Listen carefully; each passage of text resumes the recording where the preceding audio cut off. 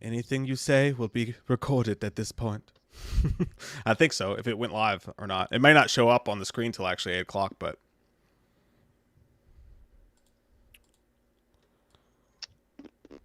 we'll see.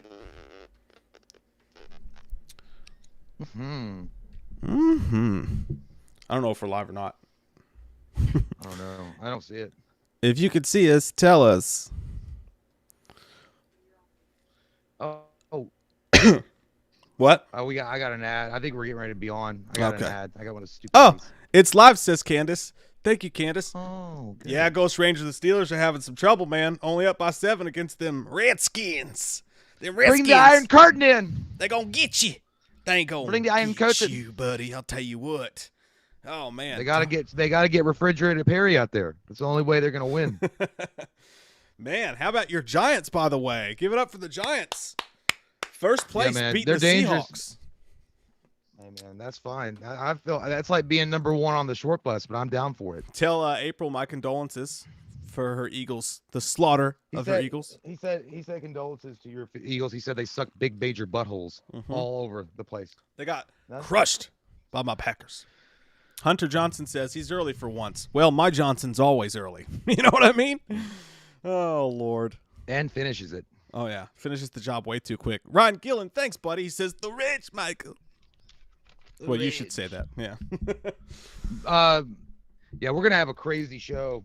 Yeah, man. That top 10 of 95, holy fuck.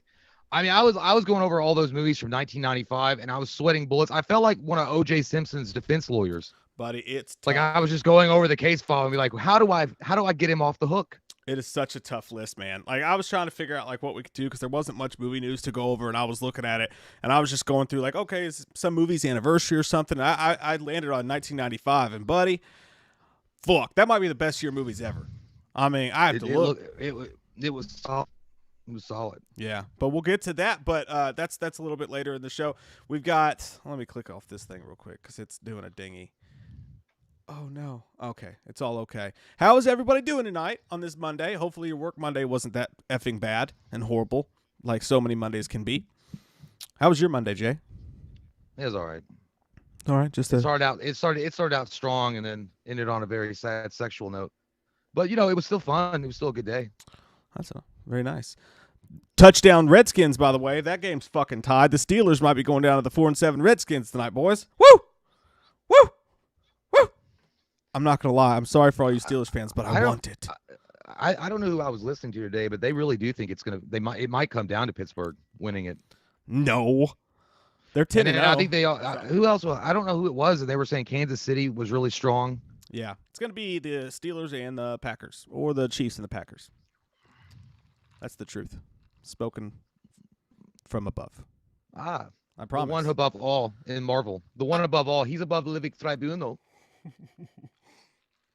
Oh, man. Somebody said they were making cranberry bread. That sounds kind of good. Tomo said he was making cranberry bread. I was just making some cranberry bread. What is it, your period?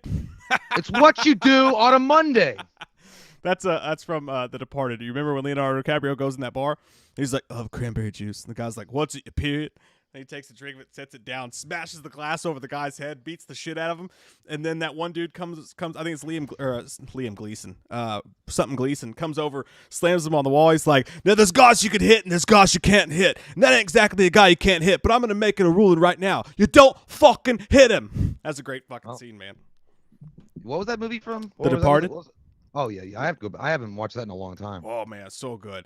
Whoa, Iwalani K. Blair with the big thunder on a Monday night. Thank you so much. She says, let the party begin. Ah!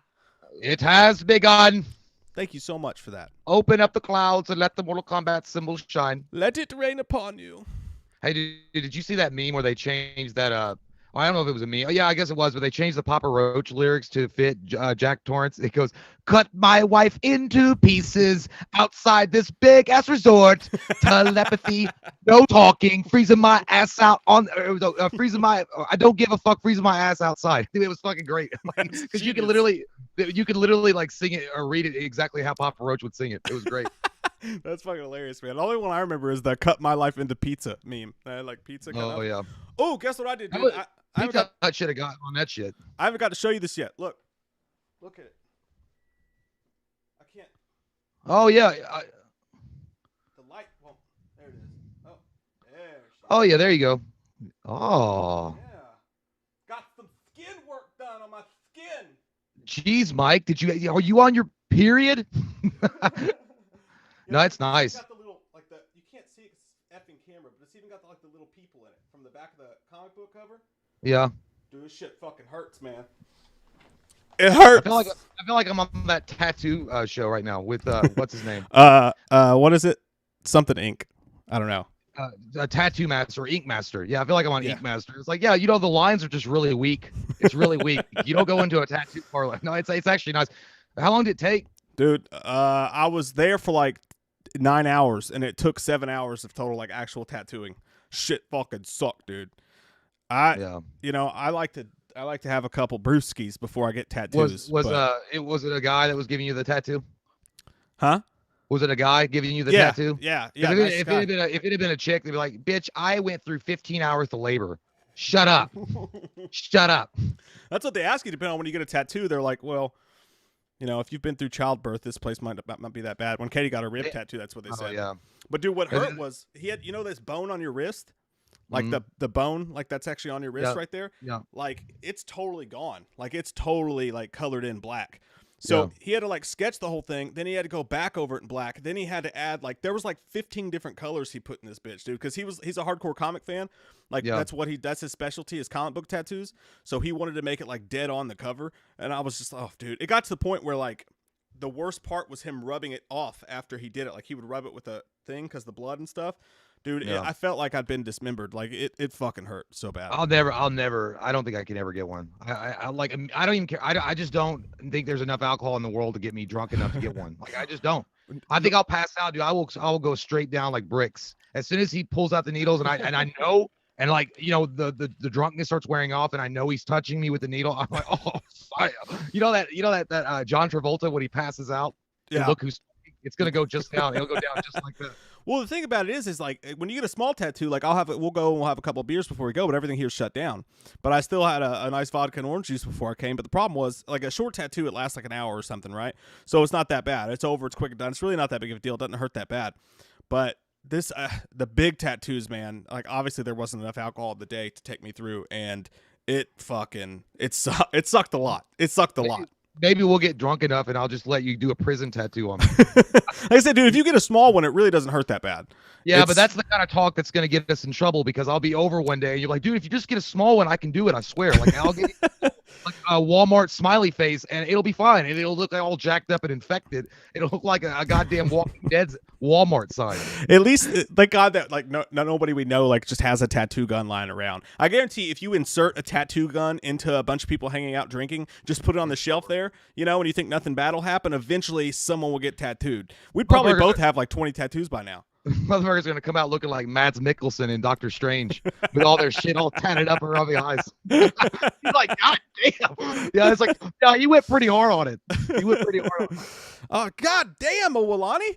I hope I'm saying your name right. Thank you so freaking much. Says, sorry, this is the last one. Been watching you guys forever. Just glad I'm able to do my part to try and support the channel. You don't have to apologize. Don't you ever apologize for being so fucking kind to us. Thank you so much. So really nice. Thank you. That's amazing. Ah! I have to do that every time you super chat now since I did it last time. My computer's not working. Thank you so much, Awalani. Seriously. Blood Red Skies, thank you too. Says, Saw Freaky from Blumhouse. I hope they don't make Michael and Tommy Doyle kiss. Wouldn't shock me. And Freaky, all males are gay. You think it's true? I don't think everybody in that movie was gay at all. In what movie? Freaky. Remember when they did the kissing thing? I guess that's what they're talking about. I don't know. I didn't walk away thinking about homosexuality. I don't know. It was Who's in the Soul, but that was a fucked up scene. Not because guys, because the age. Well, they did the same kind of thing in Ghost. With Demi Moore and Whoopi Goldberg, technically they made out because Patrick Swayze possessed the body of old Whoopi, and so Demi Moore made out with Whoopi. Yeah, G.I. Jane. All right, my friends, let's get this shit. Yeah, Clinton got a good point. Tattoos don't hurt till the 2-hour mark. Yeah, it's when they start going over the wound, over and over and over and over the open fucking wound.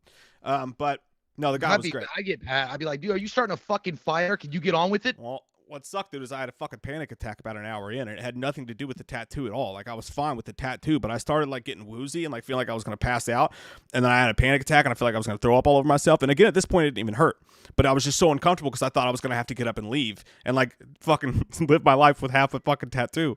But I got over it. It was okay. It just took me about an hour. Had some water. I wish you had passed out, because if I'd been there, I was like, hey, by the way, he wanted me to tell you before he passed out that he wants Martha. He wants Martha. The dude had a great idea, though, man. He was like, when you get done doing this, which I'm not getting a big piece for a long time because I'm scarred emotionally, but he's like, when you get done doing this, what you should do is you should get all the comic book tragedies tattooed on you, like Death in the Family or Bane when he breaks Batman's back, or like get like all the cover pieces of a bunch of the comic book tragedies. It's like, that would be dope. I'm not sure I want that much tattoo stuff on my arm.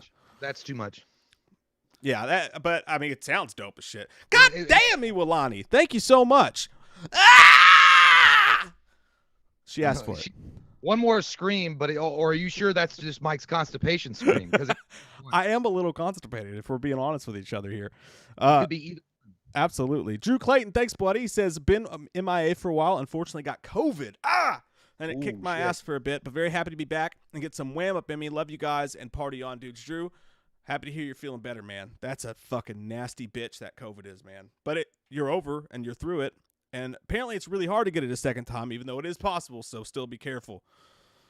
But that sucks, man. At least it's over now.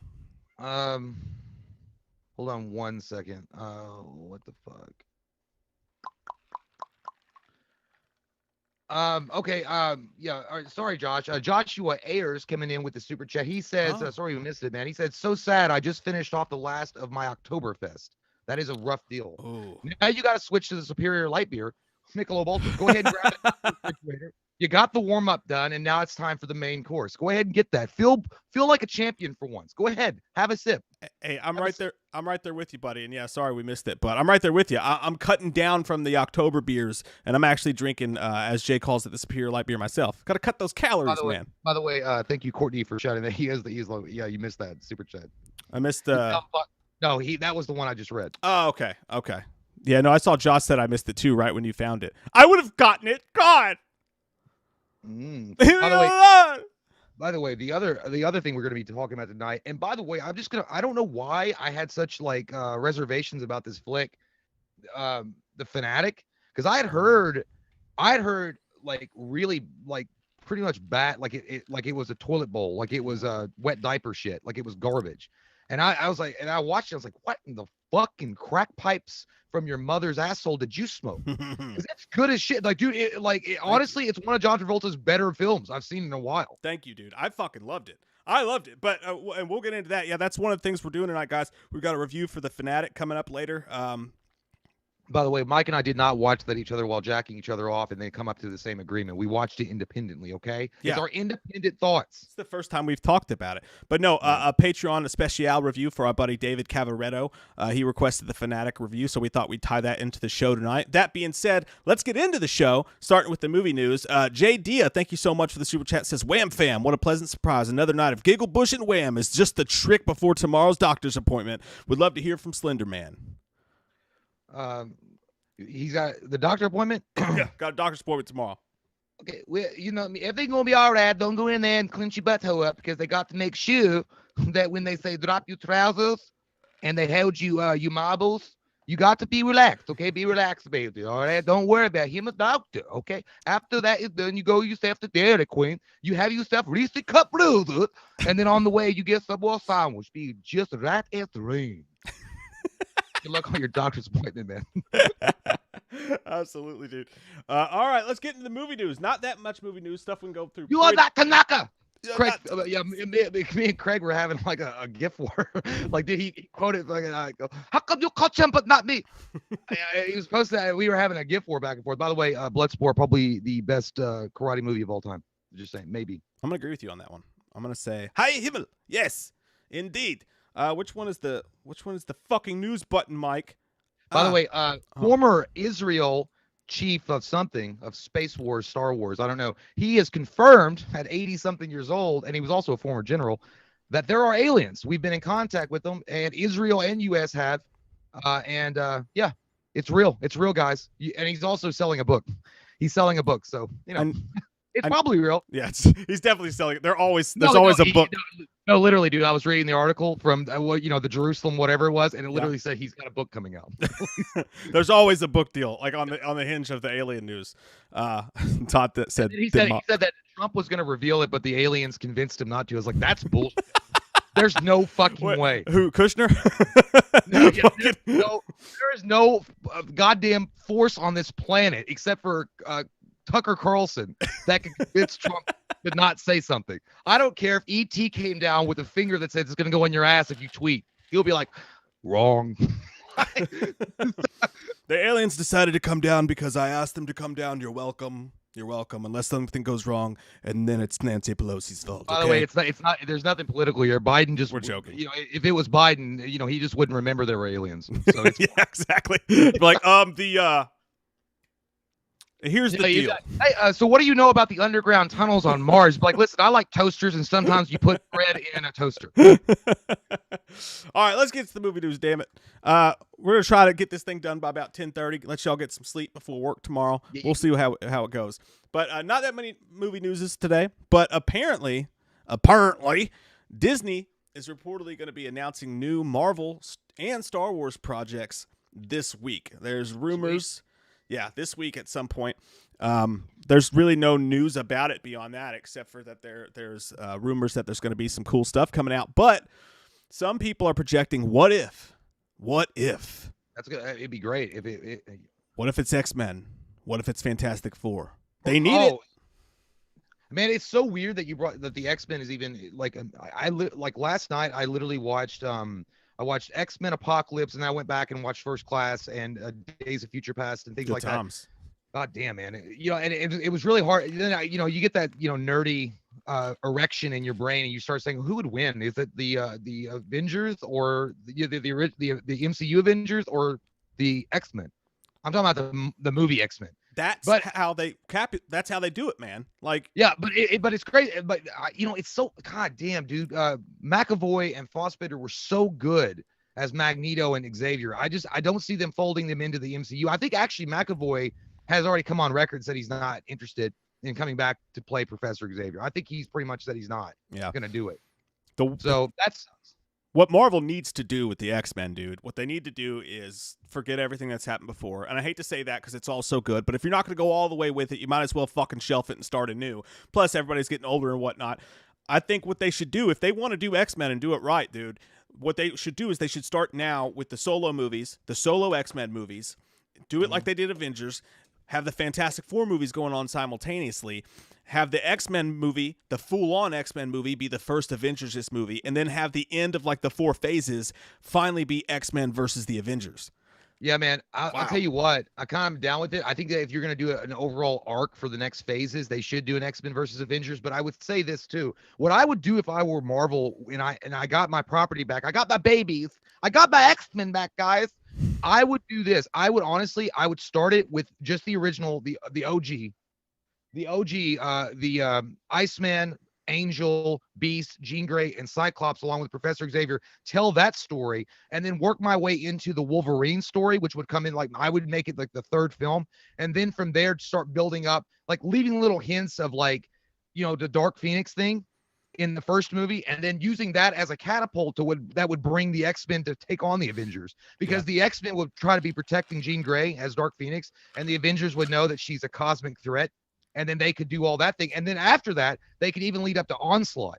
Yeah. Well, the only thing I disagree with you about there is I don't think we ever need to touch Dark Phoenix again. I think they've done it so many goddamn times. I watched that for the first time. I was like, it's not, it was really shitty toward the end. But they've never got it right.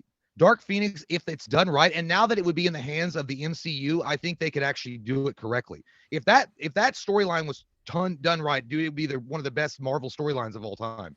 Yeah, I'd rather see Onslaught, I'd rather see Onslaught. I'd rather see Apocalypse done right, You got to put the tip in and work your way in, okay? Jesus, she's a lady. She ain't 7-Eleven hooker. I want it all, and I want it now. J.G. Wentworth, 8776 now. But yeah, so that's that. It'd be cool. I don't know if it's gonna happen. Probably won't. Marvel will probably no. We have the 17th eternal cousin of gender beds. I don't know, like the most random fucking. We got a new Howard and the Duck coming for you for the kiddies. Holy shit! That's probably what it is. But yeah, so that's that piece of news, and then some other sexuals happening. Dude, this is fucking wackadoo. Have you heard about this? Have you heard about this? Mario? Is it the multiverse? No. Oh. in a weird way. In a weird way. Spider-Man? It kind of is the multiverse in a strange way. Mario Lopez. Yes. Oh, yeah. I did hear. I literally just read this. AC fucking Slater, dude. Oh, by the way, Iwalani, thank you very much once again. Aha! Thank you, Iwalani. Really appreciate that. Damn. Stop asking for motherfucking scream. Demos Samolis, by the way. Hey, buddy. He says, hey, guys, best channel on YouTube. How about Cobra Kai Season 3 on January 8th? I'm hoping to get Mortal Kombat on January 15th on HBO Max. We do not train to be merciful here. We do not train to be merciful here. That's another piece of news, dude. Fucking Mortal Kombat's coming out on January 15th. I know. I didn't know they brown filmed that the shit. bitch. Send it to the internet. Hash brown it. Man, I'm excited. Cobra Kai Season 3, man, I am ready. I've got the Cobra Kai sign up there. It's on my phone. It's on my screen. I'm ready to go, Mike. Cobra Kai for life. Do you have an air freshener? Yeah. No, and it's shaped like a snake. A slippery snake. A yellow snake. Oh, yeah, man, I'm excited. But you were talking about the Mario Lopez. Yeah, you go ahead but dude, it's crazy. Washington Redskins, the football team is now up by 3 points on the undefeated Steelers, just in case you were wondering. But yeah, fucking, why is this doing this to me? There it goes. Because you screamed at it so much it broke. I know. Mario Lopez as Colonel Sanders in KFC mini movie, like their mini chicken sandwiches. In association with Lifetime, which it is. In A Recipe for Seduction. Hey. You know what? I just want it to be sexy. If it's sexy, it's finger licking good. I'm ready to. Mario, that should be the tagline right there. I think it says it. Yeah, it does say it. It says right there, mini movie add-on like reactions are finger licking good. That right there that you're looking at is AC Slater as Colonel Sanders in Lifetime movie. Secret Sauce of Seduction. What's it fucking called? Secrets. Recipe for Seduction. A Recipe for Seduction. That's happening, you all. That's real. Yeah, that motherfucker looks like he's a coach for Celebrity Fit Club. Like Celebrity Weight Loss Club or whatever. Yeah. But yeah, the thing is, look, 2020 and it's been a year. Everything's remade. I was kind of like, this is stupid as shit, but fuck it. It's at least original. Like, I give some props up for Lifetime for coming out with at least something original.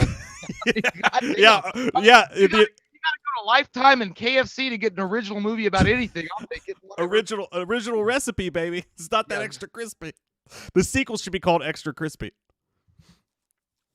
We sucking a dick there off camera? Did you get it? Yeah, a big one.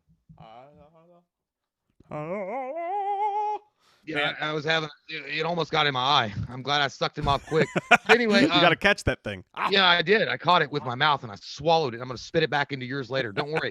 But anyway, snowballing up in here, bitch. But yeah, like I said, it's dumb as hell. But you gotta be honest, like with yourself, like the way that everything looks with Hollywood and the fact that they remake and rehash every bullshit movie possible that's ever existed under the sun. Yeah. You look at this, you're like, hey, at least they're taking a swing for the goddamn fences. I mean, it may not be good, but Jesus Christ. Yeah, I mean, Sammy Sosa used steroids. So let's take them fucking swings. I'm going to watch it. I don't give a shit. I don't want any part of it, dude. I do not want any part of it. I bet it's funny, but I don't like I never liked Slater anyways. Like, I didn't like Slater, the character, so I don't like Mario Lopez now. I'm sure he's a lovely person, but those things carry over for me. I'll just never like him. So I won't watch it. It's so weird that they've got Mario Lopez playing Colonel goddamn Sanders. I mean, it just doesn't make sense in a lot of different ways. But it just doesn't. I mean, it's ballsy though. It's ballsy. Yeah. You got to give him the balls. I want to know if it's gonna get like deep sexy with it, like you know what I mean, like Chain Heat 2. Like it's gonna be like naughty. Oh, what do you think he says to her in the bedroom? You know? Yeah, you're gonna be like, I don't know about this. And it's gonna be like a 50 Shades of Chicken situation that just happens in the bedroom, and it's all greasy, and he's like covered in oil, and he's like rubbing up on her, and he was like, "Do you want to know my recipe? I never lose." Something like that. I hope the guy that she cheats on him with's name is Lee. You know, Lee's Fried Chicken. Oh yeah. Bad joke. Hey, Christopher Nelson's here, everybody. Hey, Chris Nelson. Or it could be Ronald. It could be Ronald. What if Ronald pops up in that bitch? Ronald McDonald, yeah. Yeah. You stole my secret sauce, you son of a bitch. I gave her my own. Chris says, how old were you in 1995? I was 10. I was 10 years old. I was 10. And I'll tell you why that's part of the reason why that year's so special, because and we'll get to that when we get to the top 10 movies in 1995, but I'll tell you what, I think that's why we love that year so much, man. It's because that was when my parents were out doing other shit, I would go through the house and scrounge through the couch cushions under the seat, everywhere I could. I would find as much change as I could, and they're like, you can do that, that's fine. And then I would get as much change as I could, and then I would take all that change, and I would take it to the movie store, and I would see how many VHSs I could rent. My record, by the way, was 9 VHSs from Hollywood Video, which is pretty fucking expensive. I mean, the new releases were like $4.80 or $3.99. They had pretty good deals on older movies. They had like 99 cents. They might have been $1.99. Yeah, I think that's where the nostalgia for all these fucking movies comes in. But one time I think the worst I ever felt in my life is they used to give out these things at Video Selection, which I got a job there, by the way, and I quit in a week. But I'll always they had this thing. Well, dude, it was way more difficult than you think. I mean, they were acting like I had to be like Elon Musk to run their computer system. I mean, you're talking about like 1983 like DOS shit. It was insane. But anyway, I remember they gave out these little punch cards, right? And if you got 10 punched in a row, you could get one free movie. Yeah. Do you remember those? Yeah. Dude, I knew I should have fucking known, but I went home and I was like, I got an idea. I'm gonna cheat the system. I'm gonna work the system. I went home and I had a hole puncher from Dad's office, dude. I punched out all the holes and I gave it back to him. Be like, oh, I get a free movie. And dude, the problem with it is they had a hole puncher that had like, the big dads or dads had like a little heart shape to it. So the guy caught me, dude, and he was like this. He held it right in my face. He like got right in my face with it. Like he was up behind the counter. He was like, "Hey man, look at this. Look." And I'm like, "Yeah." And I knew my hands were all sweaty and shit. And he was like, "What do you think that is?" I'm like, I don't know. My brother took the card. I don't know. And he's like, "Yeah, man. Yeah, that's not cool. You're not getting a free movie." Oh, I'm like, and I was like, well, I don't really want a movie today anyway, so I'm just gonna go home. That's so embarrassing, dude. Yeah, dude, it was like Chris guy, the one that did the skinny guy that smoked weed in there, the one that was like that was the guy that caught everybody me. in there. I didn't come back in there for like 2 weeks. That's fucking embarrassing, dude. That's okay. One time we were in there and you pulled my pants down. You were Cody 1. I stand. I did. Guys, I pantsed you. They had a clear desk. All right, the desk was clear. And I'm standing up there renting the movies, and either you or Cody 1 came behind me, pulled my pants down, which is great. You could pants somebody in public, that's fine. But I was wearing basketball shorts, and y'all caught my fucking underwear too, so my fucking dick fucking fell out. Your little bits and berries and cream were all dude, out. which is pressed up against the glass counter. It's fucking right. Oh yeah, but the best part about that was no, I got you in the I pantsed you in the horror section.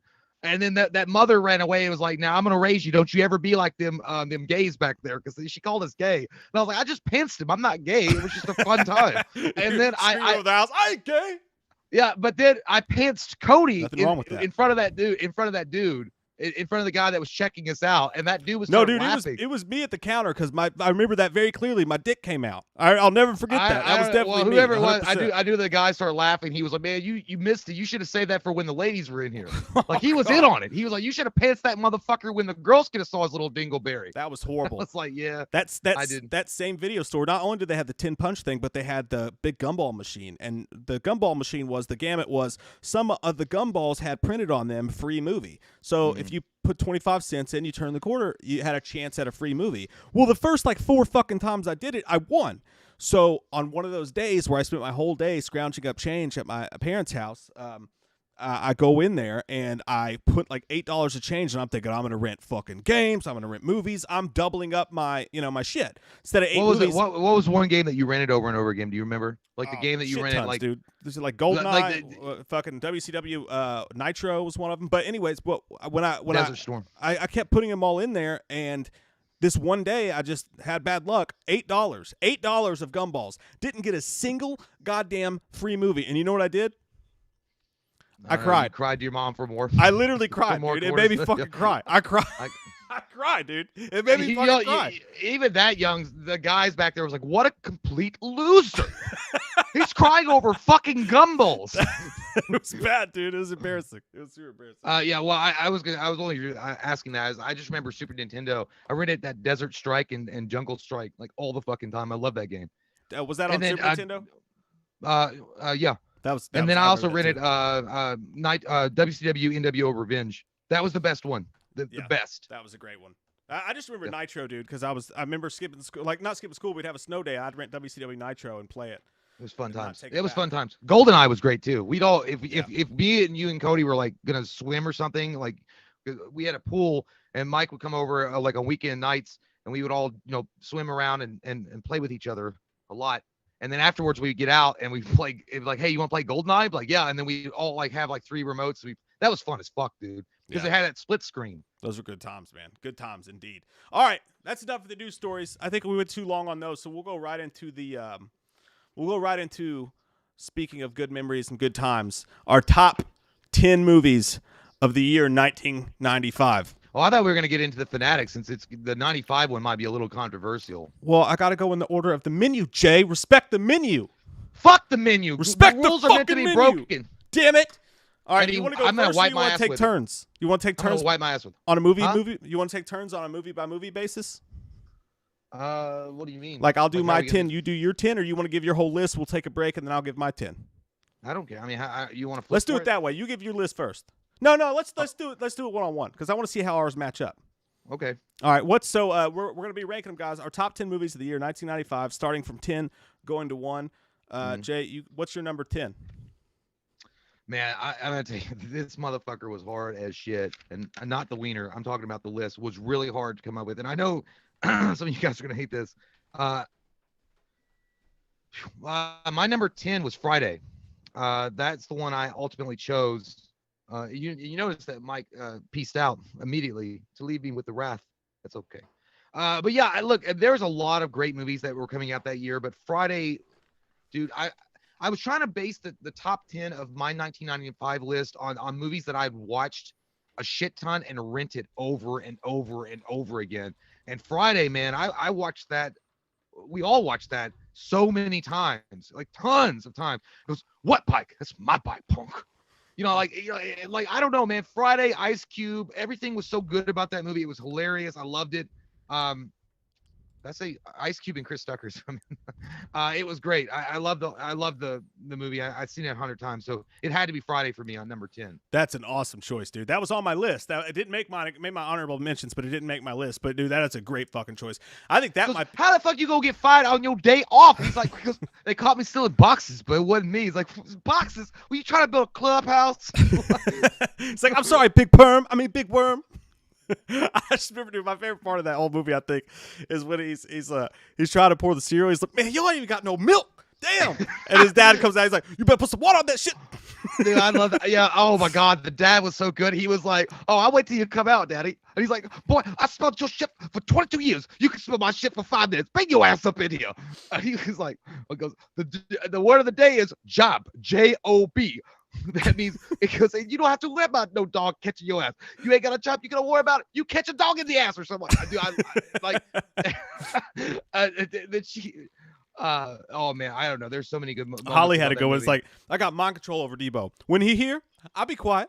But when he leave, I'll be talking again. That's how it is anywhere you work when your boss comes up. I like when Debo was like, you want some too, old man? He's like, no. He's like, son, bring your ass up off that street and come on with me. And he's like, and don't slam my damn door. And he's like, all right, man. Brandon Barry, thank you so much for the super chat. Simon says, Die Hard with a Vengeance. That might be on the list, okay? We'll see. Hey, man, it is. How about this? Fuck you, half-dead motherfucker. Iwalani, K-Player again, says, Friday. Jay, you rock. LOL. I won't scream because Jay doesn't like it, and that was for his pick. Hey, man, you got to put some respect on the name. You got to put some respect on the name. It's a great one, man. Even though Ice Cube literally plays the same character in every movie he's ever done, it's still just great. Himself. Yeah, it's fine. I don't give a shit. It's still a great movie. Janet Jackson, motherfucker, looked like Freddie Jackson. Oh man, that's the worst too, because I can feel that pain. Like, you guys have ever been stood up, and you're like, oh no, she's cute, man. You should come out. You're like, oh fuck me. It's like that bitch looked like Hunchback of Notre Dame. That's a fucking great choice, dude. All right, my number 10 is way less fun. It's way less fun than yours is, for sure. Just like you, dude. I had a really hard time making this whole list. Like, Yeah. had to leave some great films off. But my number 10, going in a completely other direction, is Leaving Las Vegas. That's an amazing one. Nicolas Cage, man, as if you don't know about this movie, you got to watch it. It's sad as hell, so make sure, like, you might want to wait till the summer so you're feeling good outside because it's really sad, but it's also pretty funny. It's got some pretty funny parts. It's Nicolas Cage is an alcoholic who decides to go to Vegas and drink himself to death. Is he relatable? He decides to go to Vegas and drink himself to death, and he meets a prostitute, Elizabeth Shue, there, and then it's just about their dealings together. But man, not only is it sad and a really amazing movie, but an amazing, most overlooked Nicolas Cage performance. It's like, I'm a pear. I'm a prickly pear. I fucking love that movie, it was a great movie, man. I know I'd seen it multiple times. I just couldn't remember it. I guess it's one of those movies that it was too sad, so I blocked out a lot of it. I was like, yeah, it was like one of those movies. I'd watched a couple of comedies, and I watched that, and I'm like, shit. Yeah. Now I'm stuck in this depression for 2 days. And this is pretty much my only movie on the list. Not my only serious movie on the list, but it's my only like dramatic like film nerd movie on the list or whatever. I promise. But I had to get this one in there, man. I love it too much. Dude, it's really it's tough, man. It's like trying to choose your favorite wrestler from the menu on WCW NWO Revenge or something. You're like, what the fuck? Who do I be? Am I Ultimo Dragon? Am I Rey Mysterio? Am I Sting? Am I Hollywood Hogan? Am I gonna redeem the Wolfpack? I don't know. Dude, picking movies, like leaving movies off this list was almost like smacking your childhood self in the it really face. was. I felt like it too. I felt like you were leaving like little puppies at the shelter. You're like, I can't take you all. I want to, but I can't. Exactly. All right. So my number 9. Well, real quick, Courtney Reed said with a super chat, thanks, buddy. He says the Steelers are no longer undefeated. The Steelers have lost to the football team, the Washington football team. Oh, the Washington football team. I cannot believe the Redskins. They used to be the Redskins.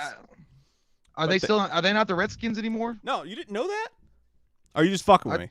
No, I didn't know that they aren't the Redskins anymore. Yeah, they found the Redskins offensive and they made them change their name, and they couldn't think of a fucking name, so they just called themselves the football team. So they're the Washington football team. I'm not gonna do anything outwardly, but inwardly there's a massive sigh, and I feel like I've broken a universe with the eye roll that I've just done. What's important is that the Steelers. What do you want to call them? What do they call Washington? What? Football team.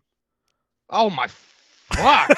What kind of? To be fair, they are going to come up with a different name, but right now they're just the football team. Player-created garbage. This sounds like Madden 2020 all over again. I didn't know what to fucking name it, so I named it Washington Football Team. They really how can you not think of a fucking name? Like, all you have to do is think of a fucking name. That's all you have to do. You could call it the Washington Washing Machines. Like, I don't the Washington Tomahawks. But they came up with football team. But again, it's just a placeholder. So whatever. That's so stupid. Anyway, what's your number 9? So my number 9. This is okay. And honestly, I only did this twice, and I don't know if you did it or not. I only did it twice. I had a front slant, a hyphen. I only did it twice. Oh, you did it twice? I only did it twice. I'm calling it out. I'm telling you early. I'm telling you early, dude. Otherwise, it would have been a top 20 list. Because every other fucking movie would have had a hyphen. Every movie would have had my. And that's why no one will remember your name. They will, because I'll still fight him. I'll just make sure that he's half asleep. I had Bad Boys at number 9. Good one, dude. But. Oh, yeah, hyphen. I forgot about the fucking hyphen.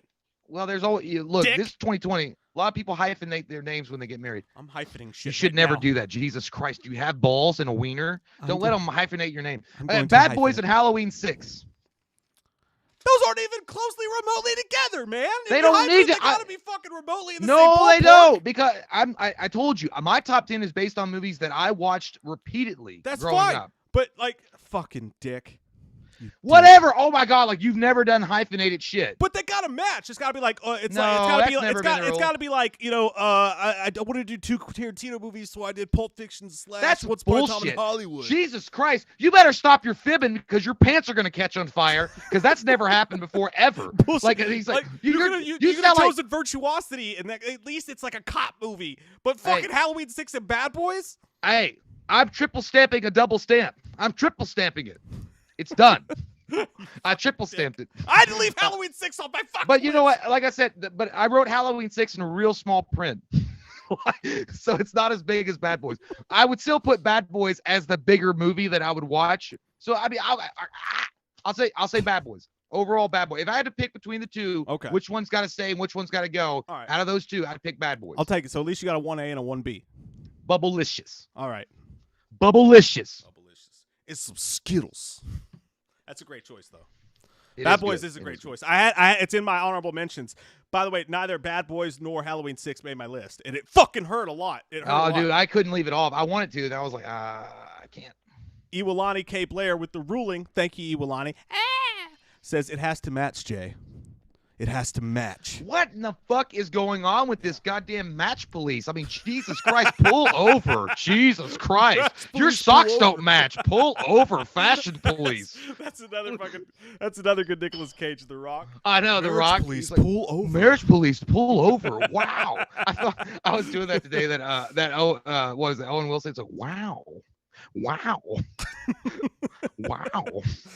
Oh man, I did love Bad Boys though. That was great. And contrary to popular opinion, it is the best Bad Boys. The original is the best Bad Boys. It is the best, 100%. He's like, oh my God, Mike, JoJo. Oh, yeah. Well, the chemistry was on point. The chemistry between Martin Lawrence and Will Smith were perfect. Yeah, I mean, you dude. couldn't get better than that. And they were at the height of their career. And the bad guy, dude, the bad guy in that movie is underrated as fuck, man. Yeah. He was actually really good. He was scary. I liked him a lot. Didn't see him in a lot of roles after that. My number 9 is going to be Ace Ventura: When Nature Calls. Again, I told you, that's it's a big jump from leaving Las Vegas to Ace Ventura: When Nature Calls, but had to make the list for me, dude. These Ace Ventura movies were my even before I met you guys. Starting from the first Ace Ventura movie, it was just my childhood, man. It was my fucking love as a child. Like half of my dialect when I was comfortable was literally just Ace Ventura quotes. And When Nature Calls, not as good as the original, but in my opinion, not as good as the original. Still a fucking classic Jim Carrey movie. You know what's weird is that the Nature Calls gets a lot of shit, which I never understood. Bumblebee tuna. I was not aware of the Wachati were biters. Well, I have sworn off a life of violence, but if you want it, you got it, sister. when they're streaming that film, and he's doing the shadow puppets, and he goes up to that guy's tits. Dude, I rewound that part so much I almost broke the tape. when he was like, he crossed his arms like, hi soul, and he's like, hi ho silver and away. I like when he gets off the horse too, and he meets that fancy guy, and he's like, well, you're a workaholic. And he's like, how could you tell? He's like, the yellow stain on your pants there. He's like, far too busy for the follow-up dribble. Yeah. I fucking love it so much, dude. And by the way, this is still used today. Thanks for the free parking. And by the way, it's actually really interesting. Did you know that Jim Carrey made up? It was on the spot. Ad-libbed that chitty chitty bang bang, I love you. Ooh, ha, when he was driving, and they kept it in. And like that's just like it was incredible. Like he just made that up on the spot. And it's spot on. It's perfect. And now, the yak. Yeah. He's like, peanut? Yes, I have some right here. They're salty, but I consider them carry-on. No, peanut. I could fucking quote that movie till I die, dude. It's one of the greatest fucking comedies. And maybe number 9 on the list, but to me, one of the greatest comedies that's ever been made. Hey, Janae's here, everybody. What the hell? Hey, Janae. What's that? We did that enough the other night, but still fun. Yeah, by the way, when we did that WhatsApp, I thought people were like gonna like throw like a bunch of emojis of like you know, there's like tongue sticking out of the mouth or the eye roll stuff, because like, come on. And I was like, oh, it worked out. I'm glad people got the joke. Yeah. So my number 8 would be again, this list was extremely difficult to make. Got to say my number 8 was Crimson Tide, boys and girls. Gotta go with some Crimson Tide. Give me some Denzel. Give me some Gene Hackman. Give me some Soprano. James Gandolfini. I'm the commander of this fucking ship. Give me some of that action. Oh my God. And just the undertones of that film. Just the way that it made you feel, because you know there was a struggle and there's like this power struggle going on, and like who's on whose side. Dude, it's such an underrated, great. Viggo Mortensen is in it. That's Jesus Christo, man. It's a great fucking pick, man. It almost made Gene Hackman's such an asshole. He's such a fucking prick. And you know that he Denzel, and he punches him and stuff, and like there's this racist thing kind of going on too. You know what I'm talking I about was with the getting horses? confused with The Hunt for the Red October. Are they sequels That's a great. to each other? I can't remember. No. The Hunt for Red October is with Sean Connery. It's a totally different kind of movie. That's right. Yeah, But the Crimson Tide's so fucking good, man. It's so good. It's so intense. It's so awesome. I don't know. I love that movie. I need to rewatch that one. I need to rewatch that for sure. My dad used to always try to make me watch it as a kid, so I was like, I don't like submarines, Dad. God, listen to my Chumbawamba soundtrack. I don't know what that was. Sean Tubby123, thanks, buddy. Says, number 1, Mike, you sexy emo country man. Put that on my fucking gravestone, dude. That sounds like a Hallmark card. Number 2, skin that smoke wagon. Number 3, play your chili pepper heart out. Number 4, Hurts, don't it? Shay, you are my man-child stepdad. Number 5, Jay Singh bust a move as Loomis. I know he can do it. I'm not gonna do the whole song because I know the whole song, but I'll give you some of this. This here's a jam for all the fellas. Try to do what those ladies tell us. Get shut down because you're overzealous. Play hard to get, females get jealous. Okay, smarty, go to a party. Girls are scattered and clad and showing body. A chick walks by, you wish you could sex her, but you sat on the wall like you was Poindexter. Next day's function, high class munching. Food is served and you're goddamn munching. Music comes on, people start to dance, but you ate so much, you nearly split your pants. A girl starts walking, guys start gawking, sits down next to you and starts talking. Says she wants to dance because she likes to groove. So come on, fatso, goddamn bust the move. Dude, I think we need to make that whole fucking video. That was fucking great. Yeah, I get copyrighted out of her asses. We just won't use the beat. We'll just make you do acapella. You know, Louis young goes acapella. You know, young MC's gonna come up like, fuck that. You could dispute the fucking copyright claim as Loomis, like in all caps. Yeah, he wouldn't even be young MC anymore. That motherfucker would be like goddamn old MC. The child just run back to that? Oh, okay. Sorry. I thought I was seeing shit. Iwalani, thank you so much. She says, Dr. Loomis. Ah! That was my water emoji. That was great, dude. That was fantastic. Absolutely fucking perfection. Where were we? 8. I was on 8. Okay, you did 8. Major. Let's see. Okay, my number 8, and I know this has got to be on your list, dude. Hyphen or no, but it's Desperado. Antonio Banderas. Desperado. That's Steve so Buscemi. Nice. It's so sexy. I'm looking for a man named Bucho. I wanted it on my list, but it didn't make it. Oh, it didn't make it. I'm shocked, dude. I wanted it bad. Try to me in the back. Hey, what's in the guitar case? A guitar. Yeah, I wanted it so bad. But I had to say no. I couldn't afford it. I couldn't afford it at Toys R Us. It's such a great movie. Selma Hayek, Antonio Banderas, Steve Buscemi. What? Oh, yeah. There's so many like great times we had watching that movie, and it's a movie you could literally turn on anytime, like any time of the week of the year. You could turn that movie on and have a great time watching it. It's short. Any movie that opens up with him playing that guitar with the credits dropping. It's like Yeah, you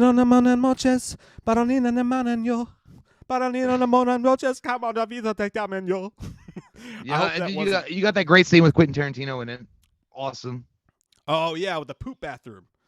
I forgot about that almost. That's By the way, yeah. That joke, I use that as my own joke because we're nerds and like 90% of the people we come in contact with don't know the movies that we've watched. So if you go up and like try to shoot me in the back, they're like, "What the fuck are you talking about? I didn't try to shoot you in the back. I tried to shoot it straight with you." It's like what? But no, like that joke that Quentin Tarantino tells when he goes into the bar about the piston in the cup. He's like, "I just bet my friend back there. I bet my friend back there $500 that I could not only piss on you, piss on your bar, piss on you, and not only would you not be mad about it, but you'd laugh." And then that was a great joke. I love that movie so much. It's Desperado for me at number 8. It's weird. Once Upon a Time in Mexico wasn't a bad movie. It just wasn't the same as Desperado. Desperado. It was too good. And I know that Once Upon a Time in Mexico I think it's the prequel to Desperado. I think I'm not 100% sure, but they hit all 8 cylinders. Yeah, they hit all 8 cylinders with Desperado, man. Yeah, man, it's such a fucking classic movie. I want to watch it tonight, I think. I love it so much, I want to watch it right now. But that's my number 8, it's Desperado. I can't believe that didn't make your list, man. I thought for sure that would be on your list. Dude, I know, but I didn't know there was a page 2. It's crazy, dude, that we have not yet had a movie on each other's list. I know. It's crazy. I know. Well, my number 7 comes in hot and heavy. It's going to bring some major pain to this action. Major pain. I got to bring up some major pains. Like, you hold that turd, I break that off and kick it around on the ground. Dude, I'll tell you what, man. As far as a comedy movie, I've seen that 100 million times. I love fucking Major Pain. It might be my favorite Damon Wayans movie, period. I know he was great in Blank Man and he's done Mo Money, but I got to say, as far as just pure comedy gold, it's Major Pain. You know, it's just like, there's so many good moments about it. He goes, you cannot win, senor. You are surrounded. He's like, nope, but I can clean your colon out quicker than a guacamole mix, when he put that gun up in his ass. And then when he takes over his boys at the facility, and he was like, because, yeah, you're in charge of the green boys. He's like, the green boys? So he's like, yeah, they wear them green things and they stand next to bushes. I can't see them. You mean camo? Bernie Gabbana with that. I can't hear you. He was like, she's like, well, Major, what do you like to do for fun? Do you like to go to the movies? Like, negative. He's like, I'll tell you what. It gets real close. Like, come here. He's like, I like to hang upside down, pop my gun, get up real fast before my nose start to bleed, blindfolded. I quoted this just the other night. I was like, you want a raffle? Well, I always did that thing when I worked at CVS, now I can say it, but I worked at CVS as customer service and pharmacy tech, and then somebody would come up and they would have an attitude about their pills, and they would start getting mad, and I wanted to do that Major Pain thing where he was like, oh, I see you and your freak Cujo got a little attitudinal readjustment problem. We can fix that up quick, fast, and in a hurry. Go tell Mom, bring my butcher knife. Or hunting knife. That's a great choice, dude. That is a fucking great choice. I love it. Didn't make my list either, by the way. We still have not had one single movie on each other's list. And if you guys know us, that's crazy, man. That's crazy. That just shows how good of a year 95 was. Uproot yourself, my little Brussels sprout. I think you cut your mic out. Yeah, I muted it. Okay. All right, dude. My number 7. I cannot believe any list of mine would have this movie so fucking low. One of the best movie experiences of my childhood, my first introduction to James Bond. Nobody in the chat, I don't think, have mentioned it yet. It is Goldeneye. Pierce Brosnan's first foray as the smooth sailor. He's not a sailor. As the smooth 007. That opening sequence, him jumping off that bridge on the bungee cord. So sexy. Just, man, it spawned the greatest game of all time, some would say. I might say. This is the greatest game of all time, Nintendo 64 Goldeneye. But, yeah, it's Goldeneye for me, dude. I'll never forget, ever, in my entire life, my dad coming up. Because this is how, like, we would see movies at that young age. My dad would come out and be like, I'm going to go see the new James Bond film tonight. Would the family like to join me? And I'd be like, I'll go see fucking James Bond. What's James Bond? And I went in there, and it just blew me the fuck away, dude. I was like, I love this shit. This is fucking amazing. Blew my mind, man. Changed my life. Love Goldeneye. Yeah, that's the one movie that you can look back to as far as Pierce Brosnan. That's the pinnacle of a great James Bond when Pierce Brosnan took that over. Now, I mean, he did fail a lot later on moving forward with the character, but as far as a smooth talking kind of James Bond, and after what Timothy Dalton, which by the way was great, but they wanted more of like a return to Sean Connery's smoothness. Yeah, Pierce Brosnan was the dude, even though he did Mamma Mia, here we go again. That was later. I know, but either way, it was a great fucking movie, and you had Sean Bean as the bad guy, great 006, amazing. Yeah. You had the sexy what's her Famke Janssen. Famke Janssen, yeah. Whoa. She'll squeeze your head with her legs, man, till your head pops off. Let's have that leather boa. Yeah, I like that. But dude, she was the best Bond girl, even though she technically wasn't even a Bond girl. Yeah, it was an amazing. I love that movie. That movie was great. It didn't make my list, but I wanted it to. Yeah. I dreamed about it. Fucking classic, man. When I think about the 90s in my youth, I always think about Goldeneye. That's probably a weird thing to say, but it makes a lot of sense. No, Goldeneye was badass. You couldn't go wrong with that one. What you got, foo? So, if people under the stairs, it'd be on this list. That's a good one. But no, for number 6, I had to throw it in there, man. You got it again. And I already said this before. These are movies I just would rent over and over and over again, and I'd watch 100 million times. I gotta go for number 6, Mallrats. I went with Mallrats for number 6. You gotta go there, okay? Fly, fat ass, fly. You gotta get there. Because if you don't, you're gonna get in trouble. Okay, you got to throw in Mallrats. Put some respect on the name. I don't care if she has 3 nipples. Touch it and have a good time with it. It's such a good movie, man. I loved Clerks when I rented Clerks. I rented Clerks on a fluke. I don't even remember why I rented Clerks for. I rented Clerks. I think I told Mike and Cody about it. They liked it, and then Mallrats came out, and I rented Mallrats, and I was like, dude, this. Like, it took what Clerks did and refined it. It made it better. And you finally got to have this deep, you know what it is? I feel like Mallrats, Clerks, and those kind of movies, you know what they are? They're training wheels for Quentin Tarantino, hard ass crazy shit. Oh, that's the coolest explanation of Kevin Smith's movies I've ever heard before. Good job, you. Yeah, they're training wheels for Quentin Tarantino films because it takes you deep inside the characters. You have this inner, a narration going on. They evolve, they go past the problem and they get to the root of it and then they work it out. I feel like. But, dude, I've watched that movie so many fucking times, so many great moments in that. Brody is probably, as far as, like, the performances that, I can't remember the guy's name that did Brody. I can't either. It looks like he was on Blossom. Yeah. No, Brody was Jason Lee. Jason Lee, maybe my favorite. Yeah. Even though I did like Banky a lot from Chasing Amy, but Brody might be my favorite, dude. I just love and it also was one of the first movies I ever saw that really, truly embraced the comic book nerd shit and the video games. Like the Sega Genesis shit. He's like, when fucking Brenda was like trying to because I want to meet your mom. He's like, listen, breakfast is come and go, but the championship, that's like once in a lifetime. Hartford, the whale.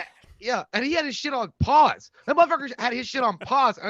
Ladies and gentlemen, you're talking about the Sega Genesis. That was hard to do, to leave that bitch on pause all night. But he did, and he woke up immediately, and a champion he started playing it. Yeah. You gotta respect it. Yeah, that's the first movie that we both have on our list, man. Absolutely. It had to be. And again, like, you introduced me to Clerks. You're right. You showed me Clerks for the first time. I'll never forget the first 10 minutes going, this is in black and white. What is this bullshit? Yeah. And then, like, 25 minutes in, I'm like, oh, my God, I love this.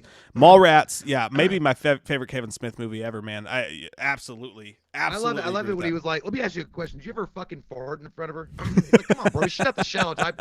He's like, she never break up with you for that. He's like, yeah, but did you ever? He goes, are you saying that she broke up with you for that? He's like, yeah, but she was going down on me at the time. He's like, oh God. He goes, if you just got broke up, you got a light. He's like, what can I say? When I relax, I squirt.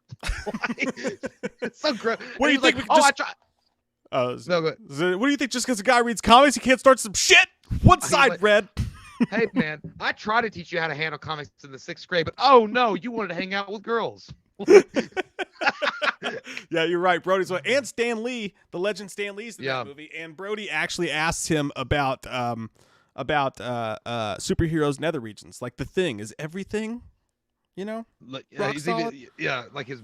I think he was in Mr. Fantastic. If he could stretch his dick to wondrous proportions. I mean, those are genuine. They're good questions. By the way, I did like their cookie when they were at the cookie court. Oh yeah, talking about where the cookie court was. But I also did like their conversation about he was like, it's impossible. Lois can't be pregnant because listen, if the kid gets a tan, he kick right through her fallopian tubes. That kid is back on the escalator. Fucking great choice, dude. I love it. Tomo Gato says 37 in a row. J to his ex. That's actually a real conversation. I was there.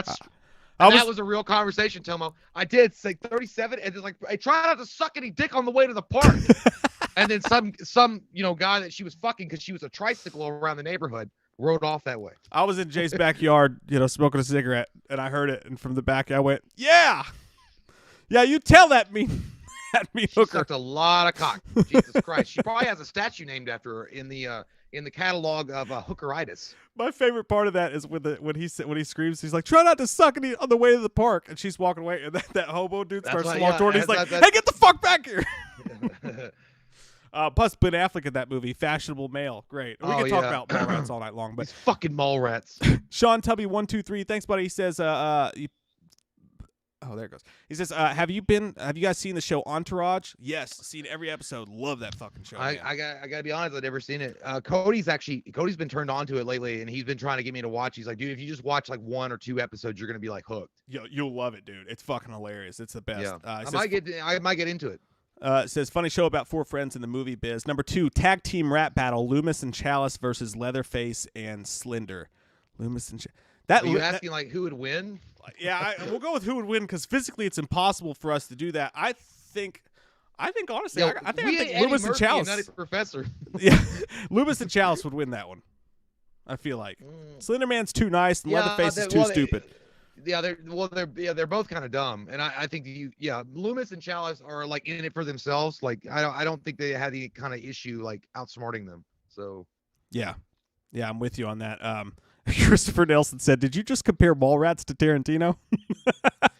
I said it was training wheels for Tarantino. We did, Chris. We fucking did it. I didn't mean like it's as good as Tarantino. I mean, good God. I stand by it. I just said training wheels to get up to that level. Like if you're a kid, you might not understand Quentin Tarantino immediately, and then you watch like you're like, oh, I get it. I fucking stand by it, man. Chris, you got to go back and watch Mallrats. Tell me what you think. You clearly haven't seen it in a while. Actually, you know what? There's a lot of circles we get kicked out of for saying that. Yeah, it's probably true. But I'll stand by it. I'll die on that hill. Okay, my number 6. Are we on number 6 now? Yeah, that was your number 6. My number 6 is Die Hard with a Vengeance. Woo! Yeah.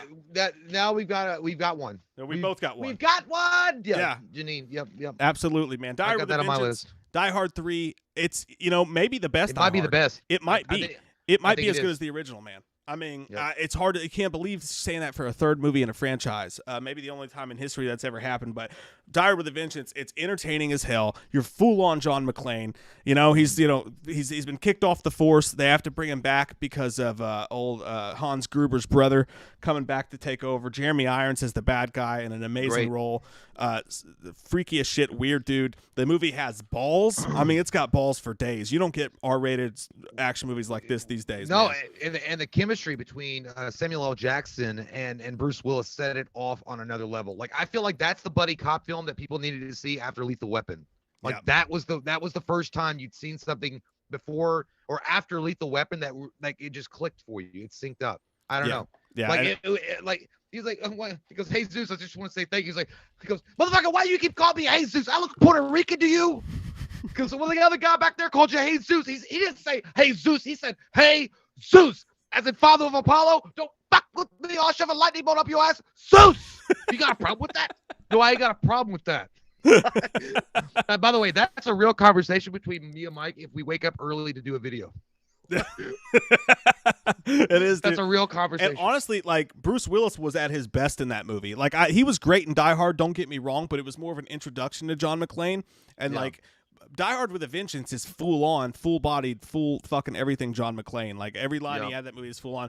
I just love that. Even the opening of the movie, they have to go pick him up in a van to wear that awful sign in the middle of Harlem the way they did. And they're sitting there talking to him. He's like, "So how have things been going, John?" He's like, "Anybody got any aspirin?" He's like, "Fucking, my suspension's been great. Smoking cigarettes and watching Captain Kangaroo." So badass. That's the classic. Would you mind your fucking business about Holly? The thing about him though is like that. Like I as a kid in 1995, it's probably not a role model that you should be looking up to. Be like, I want to be just like him when I get older. Like I want to be an out of work, unemployed, like divorcee, fucking dude with a 5 o'clock shadow that smells like cereal and old booze. But you're like, yeah, I want to be like that guy. I want to be just like John McClane when I grow up. And also, as an adult, you can actually sympathize with Die Hard with a Vengeance in a complete different way. Because I enjoyed the movie as a kid, but now that I know what it's like to have a hangover, and I watch that movie through John McClane's eyes when he's hungover the entire movie, I think, Jesus Christ, he may have been put through more as a hero than anybody in any movie history ever. Yeah, like, look, everybody considers the Avengers heroes because they took down Thanos. I consider John McClane the true hero because he fought over a hangover and stopped the Gruber's brother. That's the true hero. Yeah. But no, yeah, dude, like as far as, and it's really hard, man. It's so strange because in Die Hard 3, you would automatically think that John McClane or Bruce Willis would be the most memorable character, but they introduced Zeus, Samuel L. Jackson. Yeah. He might be the most memorable character. He may be, dude. He was, you know what I'm saying? Fantastic in that movie. He's like, and who do we not trust?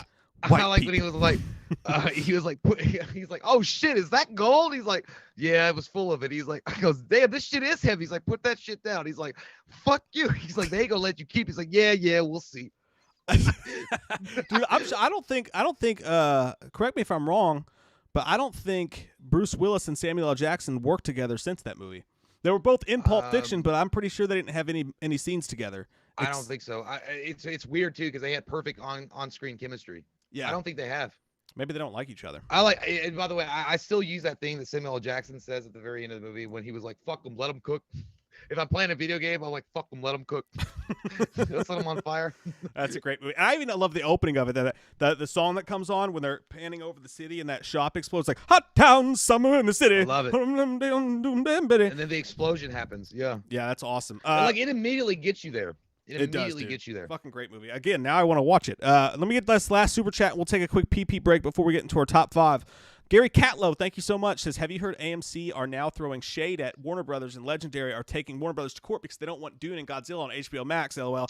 Thank you, by the way, Gary. And also, Christopher Nolan's also throwing shade at it now. He's kind of saying that they're spitting in the face of filmmakers by taking their movies and doing what they want with them without asking. Well, you signed the contract, Christopher. Yeah, I was like, who foots your bill? Who foots your bill there, sir?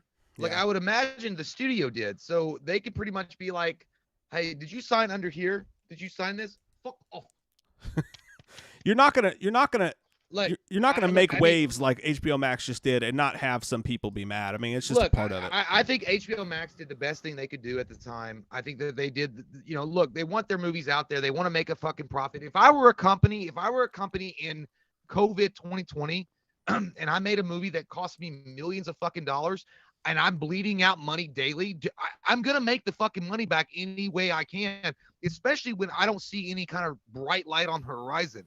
So if a little pissy ass director's going to come to me after they've been fucking paid and they're going to come and bitch, suck on this left nut that I got hanging for you. Because look, the truth is, yeah, they want their movie out and shown to the masses. They want everybody to see it. And that's great. That's awesome for art. The thing is, I'm a business entity. I want to make my money. And by the way, there are fans out there. There are fans that want to see the film too. And we're not sure when that's going to happen for everybody to go back to the theater. So I don't know. That kind of shit pisses me off, dude. That's exactly what's going to happen. That's the kind of shit, the attitude that's going to probably cause the downfall of movie theaters completely. I think so. I don't know. I get both sides of it. I mean, I do get both sides of it. I understand that. Like, because it's like, you're not just talking about something this guy fucking skittled the dude in 20 minutes. You're talking about something they probably spent years of their lives on and had a vision for it. So I understand, like, I mean, it doesn't make them right, but I understand. I understand that thought process. I'd be like, did you get paid? But did you get paid? And they're like, yeah. I was like, then shut the fuck up. I own it. That's what I'd say. You sounded like Samuel L. Jackson in Dire with a Vengeance just now. No, because I'd be like, hey, did you get paid? Did you get a paycheck in the mail for your fucking shit? They're like, yeah, I did. Then you have no fucking right to talk anymore until you produce it, and you're responsible for the financial You sound like Les Grossman from Tropic Thunder. I will literally fuck your face. I will. I'll dance. I'll dance to it. Apple bottom jeans.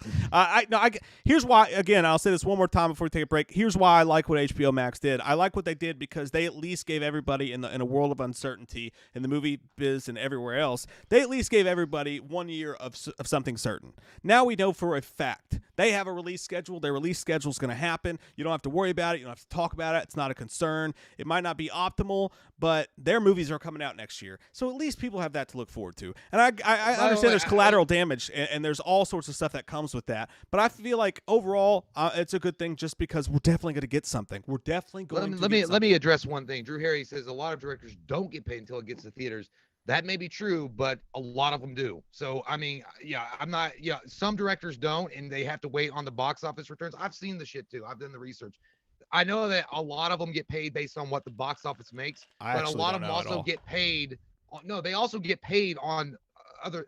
Listen, there's a lot of money that goes on behind the scenes that we're not aware of. It's not just based on what the box office does, that they get paid based on that. And besides that, if it's released on HBO Max or on a home streaming device, they're still going to get their money. So you really got to wonder in some way, is this really about the art or is it selfishness? They're like, oh, I just want to, you know what I'm saying? It's not about, Christopher Nolan's a fucking multi-millionaire. I don't feel bad for that guy. I love his movies, but I don't feel bad for him. He's not struggling on the streets, dying in the wind. And again, I mean, he has a right to, if he doesn't like something, to come out and be like, I don't fucking like this. I mean, it's, I get that. I'm cool with either. It's not going to change anything. It's bad news to do it to something like HBO Max. Like, it's bad news for you to do that right now when there's no movies on the slate for theaters. Yeah. It's bad news. It's a wild situation, man. Shit's wild. It's the Wild West out here. Nobody knows what's going to happen. I mean, it's next. like you're as tone deaf as fucking Ellen DeGeneres. I can treat my staff like shit and nobody will know. Nobody will know. We're going to take a quick pee-pee break. We'll be back with our top 5 movies of 1995. We'll see you soon. See you soon. See you soon. Bye.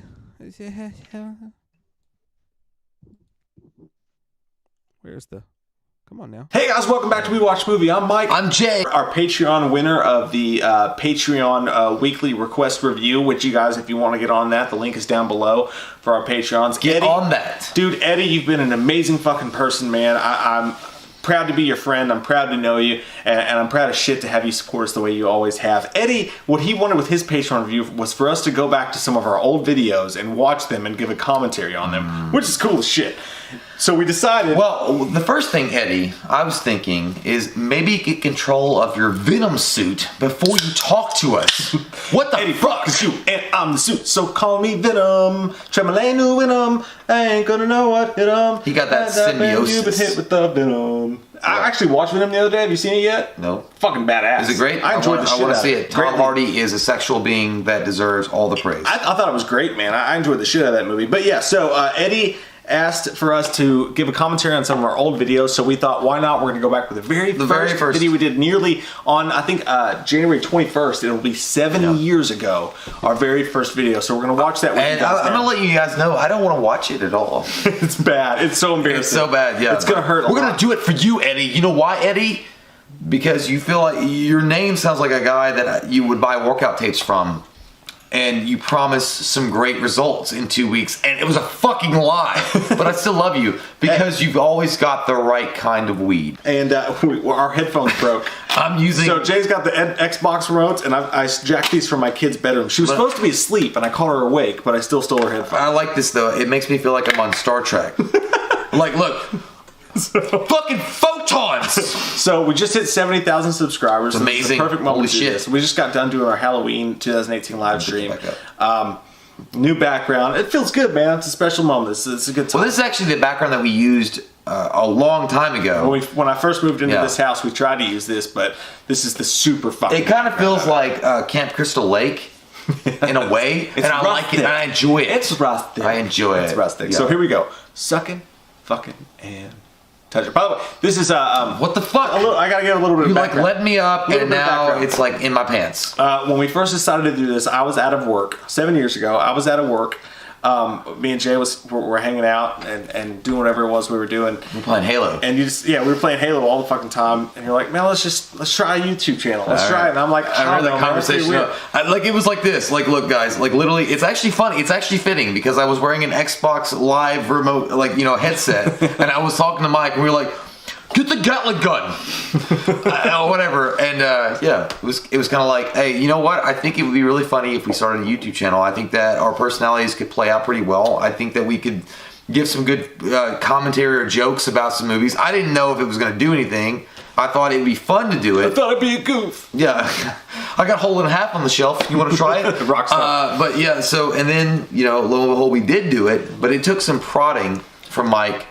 This was actually I don't know if this was the day of that Mike sent me this text message. I think it was the day of because we had planned on. It was a microcosm of our future to come. Yeah, we had planned on doing the movie for a while and starting the YouTube channel, but I always was like, I don't want to. Like, I'm busy right now. I'm sleeping. And then Mike was like, dude, if you don't want to do it, just let me know. Like, we can still be friends. It's fine. But I don't need to waste my fucking time. And then I sent Jay a really long angry text. it I was was like, long. man, you've been putting this off for 2 weeks. If we're gonna do it, then we need to be on top of it. We need to do it right now because I'm always up to his ass. I could feel his spittle coming from the text message. You're like, well, I guess I gotta go do it then. And then we did it, and it was a cold, rainy fucking day. It was nasty outside. We went to Regal. We sat down to watch this movie, and I was thinking, oh my god, we're gonna film a video later. And then I took the video home and I put on my shitty Windows Movie Studio and I edited. We were excited as fuck though. It was so fun because I remember I'll never forget. We were driving in our car. And we were like, we were testing. We had the shitty fucking like really crappy. It was a $60 Kodak camera. Yeah, it was from a Kodak. Kmart, and it was like a flip camera. It was like this big. That motherfucker looked like you bought that after you ate like 5 boxes of Cracker Jacks, and then you just sent in for it. And we set up the room, and but I remember we were trying to like be all like I was like holding it up, like because I had seen YouTube videos before. I was holding it up, trying to get a focus on us. I was like, we look good on camera. We could do this, and it was shit. But it was a great time. It was a fun time, and that was the day, man. That was the day that WWAM birthed. We took your little room up there and we moved around shit, and we had that shitty lighting set up, and we had that shitty $10 fucking Walmart tripod that we tried to set up on. We probably spent 2-3 hours just setting it up and trying to make it look good. And as you'll see right now, it didn't. And I was still married to Skeletor's wife. All right, here we go. Sucking, fucking. That's so embarrassing. This is bad. And touching. It's like the beginning of every horror movie ever, though. There's no sound. I know. It's scary though, in a way. You're like, oh. This is Mike and Jay. We watched the movie, and this is going to be our first all-time review of a movie. We're doing the movie. All-time? Well, I got tissues in my throat. That Mark Wahlberg is a former You're cut off. I know. He's kind of turned over a new leaf, and he's got his, his best friend with him that was a former smuggler, but his brother-in-law. God damn! And he has to go back. I look like Those glasses were regulars, brother. I look like the guy that you might have bought crack cocaine from 2 days ago. There's a lot of action in the movie. There's a lot of explosions and kind of stuff like that. Kind of like a midnight. There's no excitement in your voice, Mike. So that was a quick edit. This feels like we're on The View. I thought it was good. Oh. Like, I think that we were trying to go, I remember this all these years later, watching this. I sound like I have tissues in my throat. Oh, there goes my glasses. My glasses are just gone. Almost every one of his movies, which that's fine. Like, I was looking, I remember this comment that said, why do you guys look at each other? Are you in love? Yeah, I know what you're going to say. I know what you're going to say before you even say it. He sounded like he was from the fighter. He never can change his tone. He can never change his accent. He's always sounded like he's New Jersey or Boston. I can't do it. But when we say no disrespect, you're barely even on camera. He's a great actor. But Mark Wahlberg does kind of come. I look like a guy that was waiting on his bus stop, and I just decided to sit down for a I look like I just ate a 12-pack of donuts. Fear and you know what the problem was? He wasn't. You noticed that ring, by the way. That ring was the Devil's Ring, Lord of the Rings. I threw that in. My glasses are back. Mount Voldemort. I don't know what that. Problem is, I was getting my hair cut at Great Clips. Mount Doom. He was. I got a He was split. the younger brother. Yeah. He's supposed to be this badass. Oh, my glasses are gone. You're a goddamn magician. Don't mess with me. I'm gonna fuck your face. By the way, I will say though. I'll say one thing though. I did like our background. We needed a third post. Yeah. I guess that's what it is. Yeah, when he tried to do the Glasses are back. guys. What did he say? I remember Mike's wife telling me, she's like, all I fucking thought is roll up your goddamn sleeves. I look like a fucking poet that's not done with his masterpiece yet.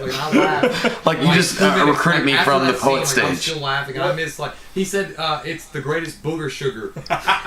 They're sitting down there on this big, So one joke. brick of Coke, and he's like, Booger sugar's the greatest sugar. Missing spot of hair in my head. I can't do New Orleans. Get it from your dad. It's a good booger sugar. It's not more like Russian, but it was kind of it was like booger sugar, and but it was funny, guys, because nobody in the whole theater laughed at that part. But I was sitting there giggling like a little 3-year-old schoolgirl. Jay laughed for 5 minutes. Maybe not 3 or 6-year-old, but I mean, I don't know. I'm playing with my hands. But yeah, and then I know what they were doing. We were so nervous. Like, you can tell that we're not I like how you're looking over at me you think that I forgot the line at the stage play. You're like, are you gonna continue it? It was like trailer trash. But we were nervous and we didn't know. The main thing we did. And here we are. By the way, I guess. Dude, were you wearing a hat when you left? No, I put one on. Dude, neither was I. And I put on a hat. Oh my god! What the fuck? It's like we're soulmates. By the way, I don't know if this was in regards. Courtney, he did say unbreakable Mr. Glass. I think we were talking about Samuel L. Jackson roles. Yeah, man. That's I forgot true, about man. That's 100% accurate. That could. I don't know. I just love the character that he played, Zeus, in Die Hard with a Vengeance. But I just forgot that they were in another movie together. I totally forgot about those movies. But all right, so it's your turn. By the way, now. I don't know if I was talking about Christopher Nolan or if I said Christopher Nelson. I meant Nolan. Not Academy Award winning Christopher Nelson. I meant Nolan. I'm pretty sure Christopher Nolan's won an Academy Award too. So no, can I say know, both. but I mean, I know, but Christopher Nelson, Academy Award winning for other things than what Nolan did. But around here, we like Academy Award winning Christopher Nelson. But they're both CN, so I. It's good company, man. What is your number 5? Okay.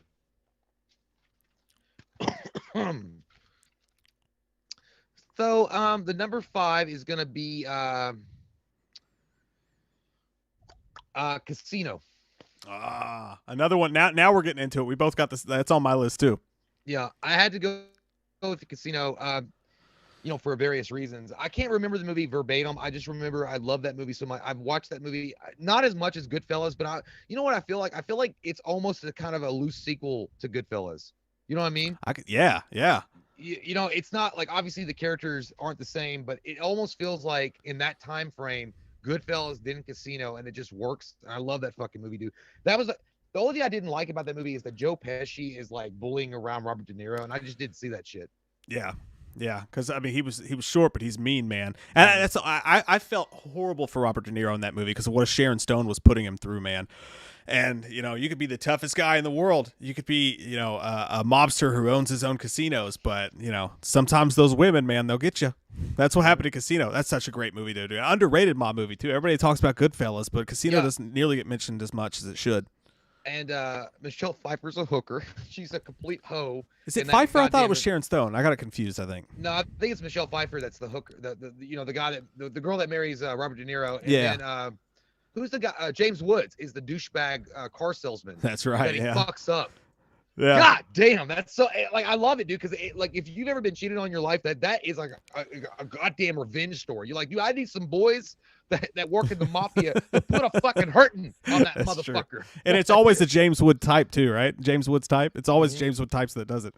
But no, it's a great choice. I got that in my list too, man. My number 5, by the way, which was we already talked about it, so we can move right through it. My number 5 was Mallrats, just a little bit higher than yours, but close. Yours was 6, mine was 5. So we already talked about that. So we can go right to your number 4. I had to turn the light up. I couldn't see it. So my number 4. It is Sharon Stone, by the way. Ha ha. Oh, it's Sharon Stone. Okay. She's no Sharon Stone. Oh my God, we gotta stop hanging out on Zoom. Okay, so this is another hyphen. All right. But by the way, this is fucking true. They're relatable, so you can't get mad about it. I did have a tie. It was Billy Madison and Tommy Boy.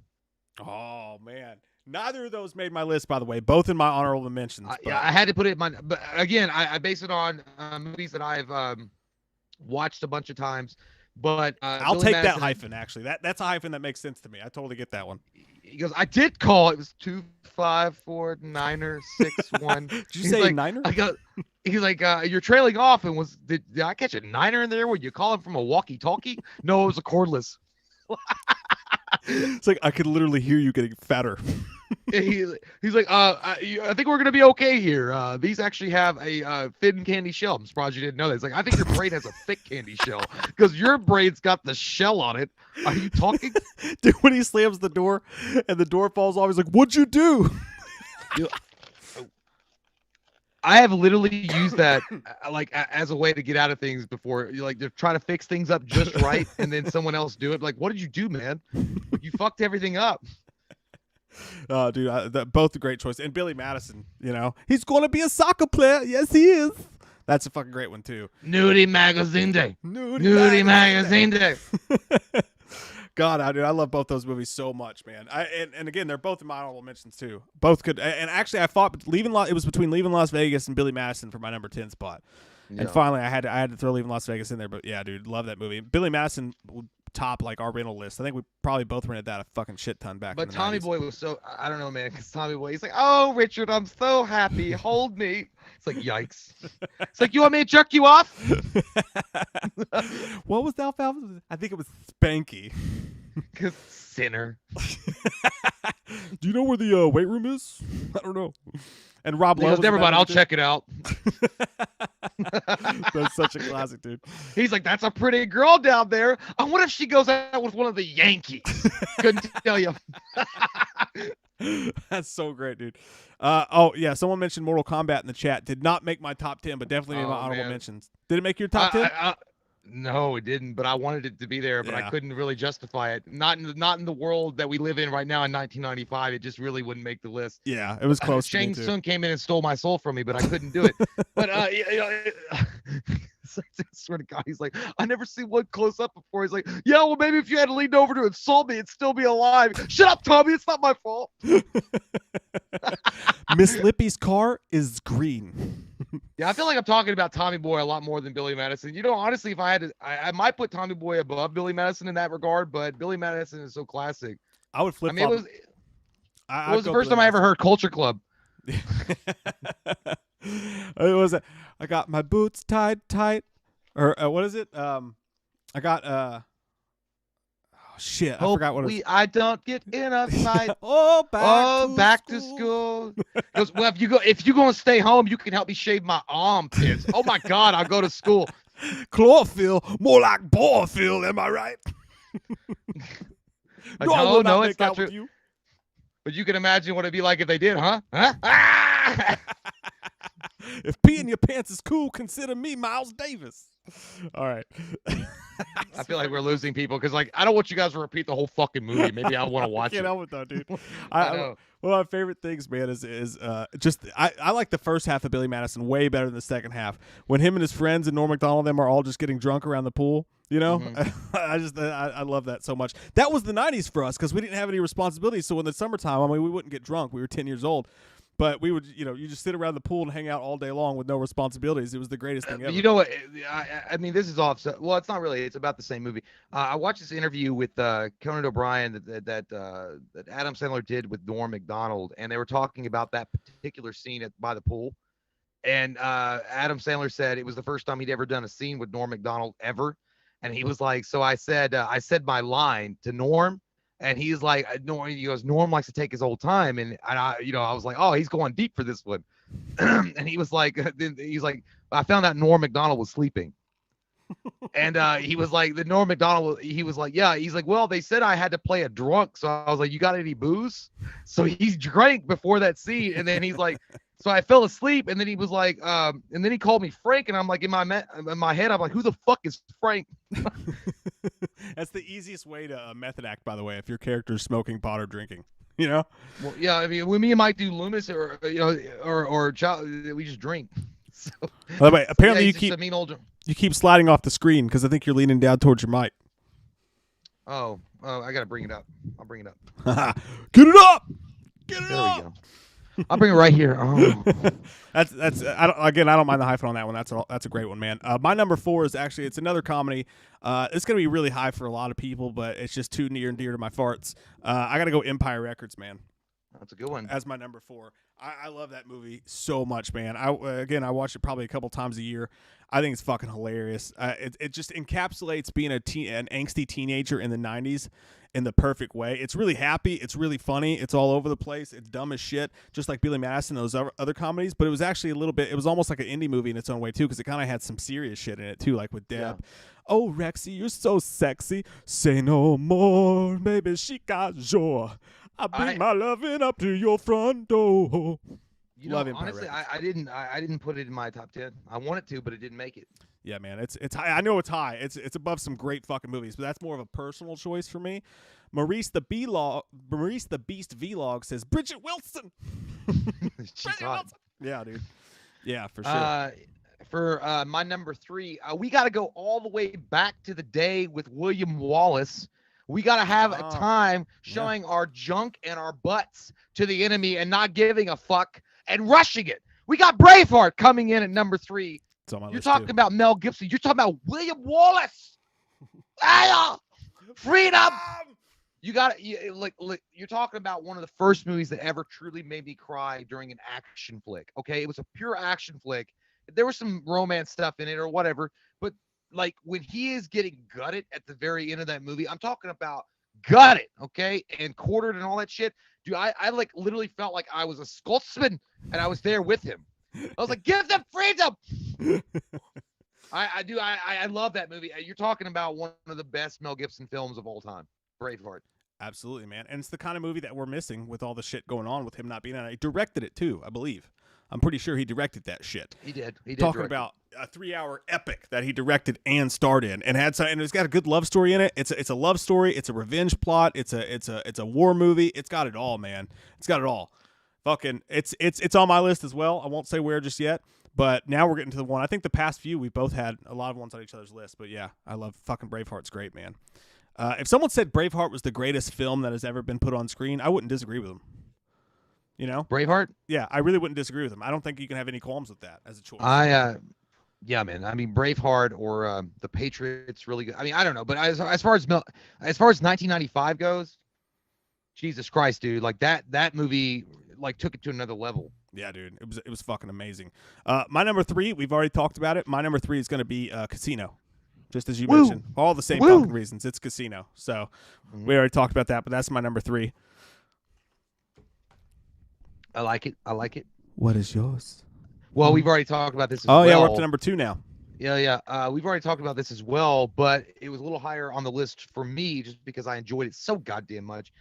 Die Hard with a Vengeance is my number 2. Ah, well done. And again, I don't know how many times I got to repeat this. Shit, goddamn, I sound like a broken record here, but just on pure rewatchability for me, especially in the 90s, like Die Hard with a Vengeance. Honestly, man, I might watch Die Hard with a Vengeance over Die Hard 1 and 2. I might watch that first and then just work my way back. I don't blame you at all. I don't blame you a bit. By the way, Iwalani, again, the super chat. Thank you so much, Iwalani. She says, "Love Empire." Yes. Oh, and by the way, someone said in the chats, "Damn, the man saved the Empire." I love that movie so much. I got a tattoo of it too. See? Oh yeah. Damn, the man saved the Empire, and it's an alien eating a piece of pizza. Well, wise man once said, "Walks alone. Patience is divine, but never pay full price for alien pizza." No.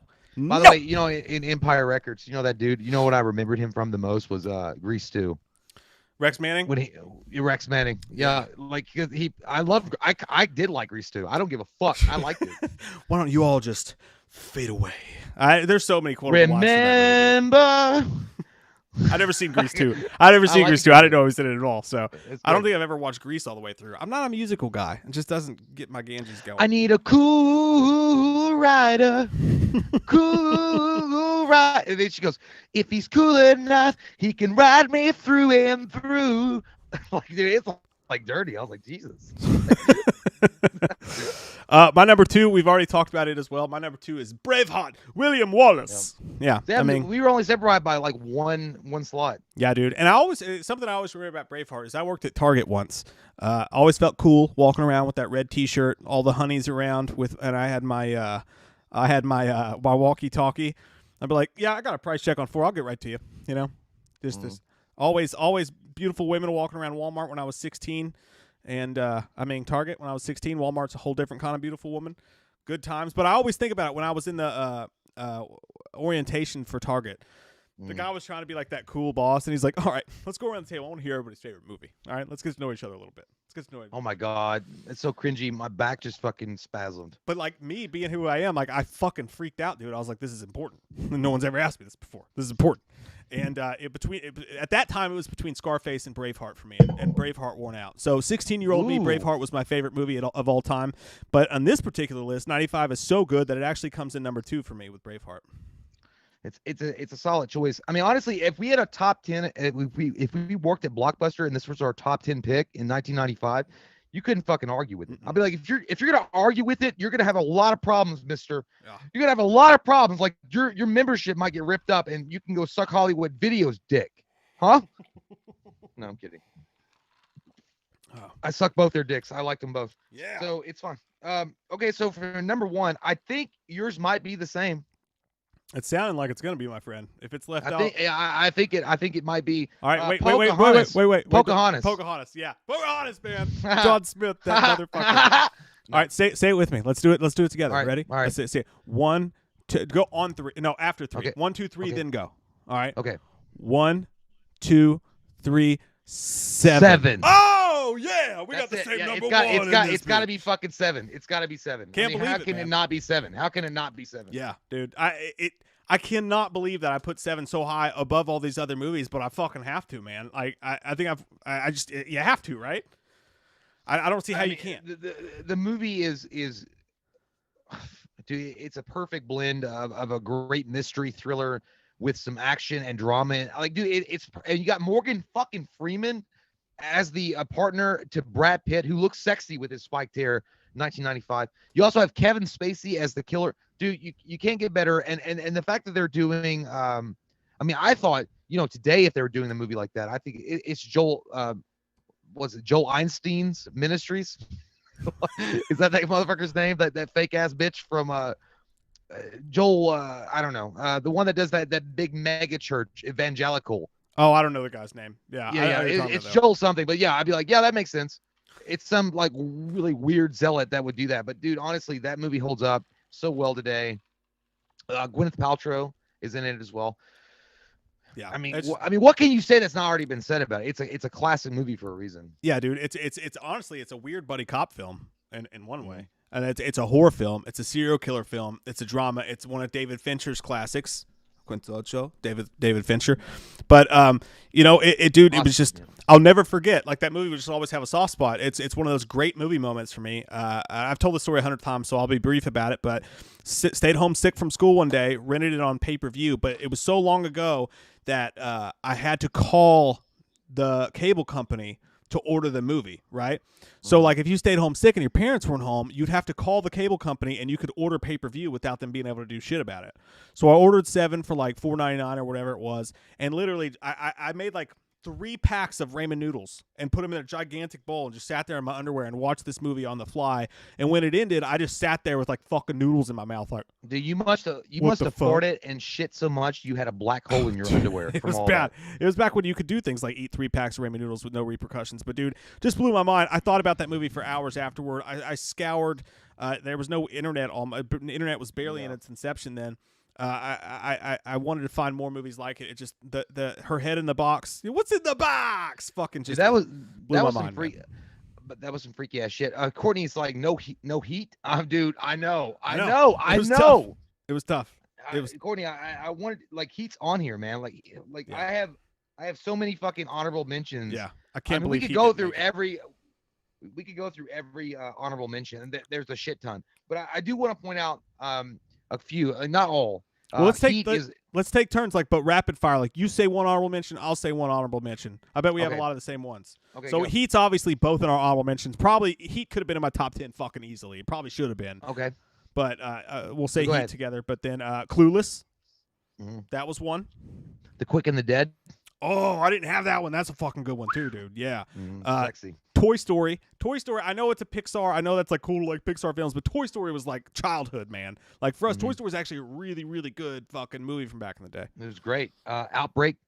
Yep. That's fucking great, dude. Fucking amazing movie. Mortal Kombat, we already mentioned, but Mortal Kombat. Tu Wong Fu. I didn't have that one, but you do love that movie. I'm actually shocked that it didn't make your top 10, dude. No, it almost did, but I didn't see it until the second page. Some that you already mentioned in a row, dude. It's funny. 3 of them that were in your list that weren't in mine, but made my honorable mentions was Bad Boys, Friday, and Major Payne. Yep. Okay. I also had Judge Dredd. I didn't like Judge Dredd, actually. I loved it. I would never do anything to hurt you, Hershey. I am the law. Virtuosity. Virtuosity is beloved, near and dear to my fucking heart. Great cop movie. Denzel Washington, Russell Crowe. I had Jumanji. Yeah. I always think that, as my adult age, I think Jumanji's overrated, but I understand it. I had Tommy Boy as one of mine. I mentioned that already. Dangerous Minds. Yeah. that's a 95 classic, dude. I love that one dude that like always sleeps in class, and then when she's promising all this shit to him and he wakes up, he's like, you better be for real. I'm like, woo! I went to see that with my mom, dude. My mom. I love that movie. That movie's great. And I always remember, like at school dances in like 5th grade or whatever, like they would play Gangster's Paradise, and all the kids knew the words. Yep. You know, I hate to skip, but I gotta lope. On my edge, I see the pistol smoke, or whatever it was. I'm the kind of G little homies want to be like on my knees in the night saying prayers in the street light. Been spending most of us. Dude, we should do a Loomis Michael Myers music video for Dangerous Minds. I actually had an idea about doing something like that. But that shit would be fun. Been spending most of my nights trying to get with Alameda. I don't know. Under Siege 2 was 95. Yeah, I had Under Siege 2. I also had Heavyweights. Yeah, that's a fucking great one too, man. Yeah. Someone in the chat mentioned. I did not see you. I did not send you to go-kart camp. Remember he was like, Dad, they took away the go-karts. And then remember when he was on the plane and he ran into that kid that was in Mighty Ducks, and he was like, you going to fat camp? He's like, no. Why? He's like, 'cause you're fat. He's like, And he's like, yeah, but so are you. He's like, I know. I'm going to Fat Camp. Whoa, goddamn, Brittany Bush, thank you so much. You did not ever do that. Thank you very much for that, Brittany. She says, just want to stop by and say I still support you guys. Even after the mishap where you showed your genitals on television. No, she didn't say that. She says, sorry, I miss so much because I'm always working now. Rovenary says hi too, because haha, I hope y'all have a Merry Christmas. If I don't get the chance to say it before then, love y'all. Thank you so much, Brittany, and Thank you, Merry Brittany. Christmas to you and Rovenary. And by the way, me and Mike were on PBS when we showed our genitals. We didn't think anybody was watching at 3 o'clock.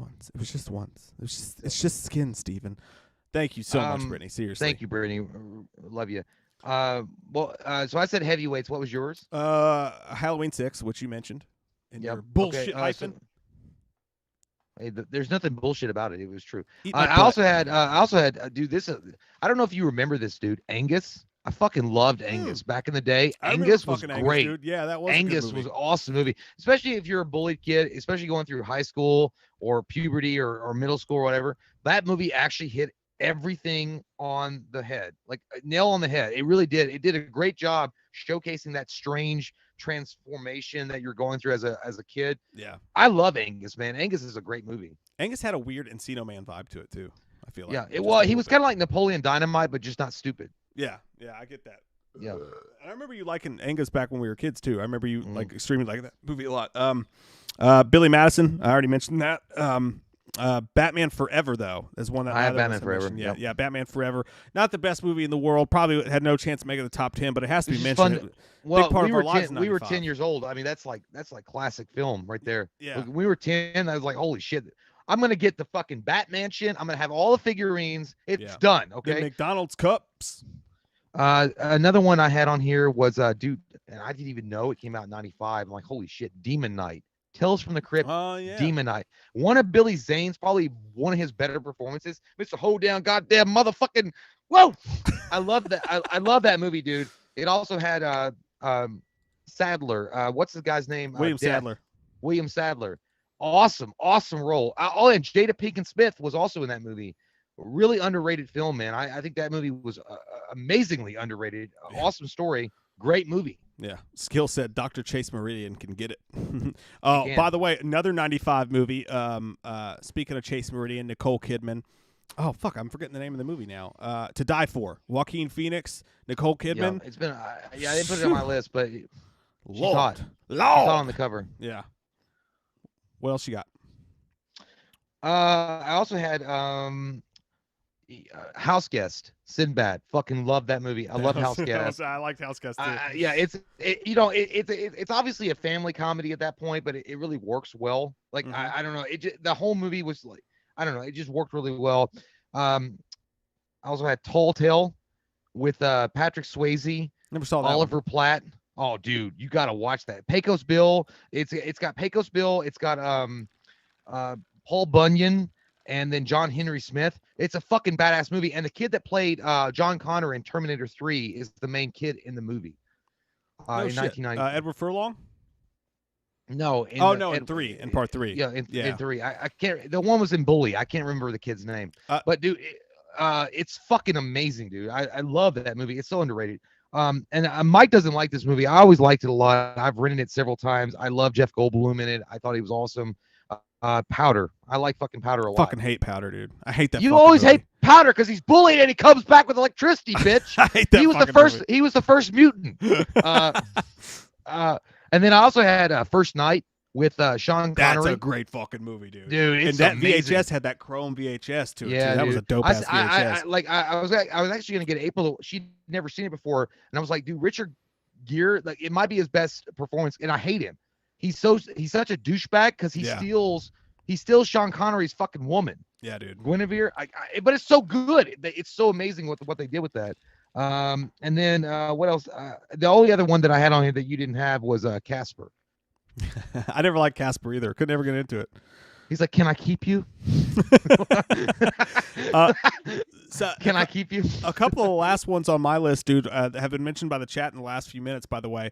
Apollo 13 did not make my list, Spectre. I know that it's a classic movie for them, but I always was kind of bored by it. I get that it's a great movie, but it takes too long to get going. It's a great movie, but it takes too long. Power Rangers came out in '95. By the way, respect to that shitty ass movie. Terrible fucking movie. Hate it, but also By the way, reminds me of good nostalgic memories. Just that being that time, you know, and the slime and all that shit. yeah, it was great. But even at the time when you were watching, it was like, this is a horse pile of shit. Like, it was a bad pile of shit. Because Ivan Ooze was the main character. Yeah, it was bad, but it was cool to see them on the big screen with like leather suits. And you're like, holy shit. By the way, it's so true, man. I just watched Apocalypse. There is no doubt that whoever made the design for Apocalypse totally watched that movie and decided that Ivan Ooze was the perfect fucking guy to base Apocalypse on. Because if you look at Oscar Isaacs in Apocalypse and then look at Ivan Ooze, they're goddamn the same face. Really, it's a damnation of Apocalypse, honestly, because there's no way in Heidi Green fuck that Apocalypse from X-Men should look like fucking Ivan Ooze. No, you know what I mean? Awful. Like, and by the way, no even as a kid, I understood it was a pile of shit. I'm like, where's fucking Lord Zed and Rita? I just want to see that shit. The main problem with the Mighty Morphin Power Rangers, main problem with the Mighty Morphin Power Rangers movies is, dude, they fucking took them out of their suits. Their suits were the coolest things about them. They took them out of their fucking suits. What are you doing? Yeah, and the toys had those fucking metallic chrome suits. God, those were dope as shit. Well, I mean, like Kanye West produced the toy line, and then P. Diddy produced the movie. But but either way, I still like the leather shit. But I mean, when they got their pajama pants for like mid movie, I'm like, this is stupid. And the ninja outfits, I was not into that's what I mean. all. The pajama shit, I'm like, come on, guys. Yeah, Gary Catlow, thank you so much. Says, are any of you guys getting Cyberpunk 2077? I noticed it has a Blade Runner car, a red bike like Akira, and the Mega Blocks from Dread. I can't wait for it. I have no idea what any of that is. I actually pre-ordered it. Yeah, I can't wait. December 9th, man. December 9th. Cyberpunk 2077 is gonna be fucking badass. Hey man, I heard that it only got a 7 in the new age way. It's gonna be lit. I can't say that. Come through. It's gonna be lit. I can't say it and make it sound cool, but it looks badass, man. I can't wait to play it. I pre-ordered it like a week ago, but holy shit, man! Like you gotta get on that shit. I know you don't like the RPG stuff, but you're gonna love this one. If you give it a chance, you're gonna fucking love it. I just don't have the attention span for it, man. Figure it out. I can't do it. You have attention span for your Superman tattoo. You learn to play Madden, and I'll fucking learn to fucking. Yeah, but you can motherfucker. You 9 hours on a tattoo. And that's attention span. I don't have a choice. It's pain that makes you focus. Pain. There's pain if you lose the game. If you make the wrong choice. Some mentions from the chat. 12 Monkeys. I always hated 12 Monkeys. Could never get the fuck into it. Wanted to. Love Brad Pitt. Love Bruce Willis. Hate that fucking movie. Sorry. Big one. Sidney Allen. Great point. Sudden Death. Jean-Claude Van Damme. Just trying to take his kids to a fucking hockey game, man. Sudden Death. Well, Under Siege 2 was also on my list. It didn't make. I would never put it in my top 10, but I still loved it. By the way, Luke Stoll says you forgot about Waterworld. No, I chose to forget about that movie. I didn't forget about it. I chose. Some love for Rumble in the Bronx. That was a fun 95 movie. It wasn't going to make the list by any means. Not a great movie, but fun to watch for sure. Money Train, same idea. That was a fun 95 type movie. And then, dude, Nick of Time, Johnny Depp, fucking great movie. By the way, that was the last time you saw Johnny Depp in normal clothes, and he was a normal actor. And then he got flushed down the Tim Burton toilet. But I mean, it's weird. Like I liked Nick of Time, but I can understand why people, it took a little while to get going. Yeah. It really did. Christopher Walken as the bad guy, amazing, but it's an underrated ass movie for sure. All right, man. You want to take one more break and then finish it out with a Fanatic review and the unboxing, or you want to do the Fanatic review before the break? We'll do a break and then we'll do it. Okay, so guys, we're going to take one more quick break. I promise the last break of the night. We're going to come back and we're going to review The Fanatic for our buddy David Cavaretto. Jay just watched it for the first time. I just watched it for the second time. John Travolta, Devin Sawa. You got to hear about this movie if you don't know about it, so stick around. And then afterwards, we're going to do a quick unboxing as well, and that'll round out the evening. It's been a great time, guys. It's been a great time. Yes, but excellent choices by the chat, by the way. Pulling out all the dark movies that we didn't mention. Desperado was 95. Raymond. By the way, I really do want to point out Rumble in the Bronx. Mike, myself, and Cody rented that a shit ton of times. It just, I just felt like it couldn't make a top 10, but it was amazing. Like, watched it several times, so still great. Yeah, absolutely. All right, guys, okay. we'll be back in 10. Take you a dump. We'll be back. 10 minutes. Give me 20. Take a quick dump. All right, you're good. You're like Ace Ventura.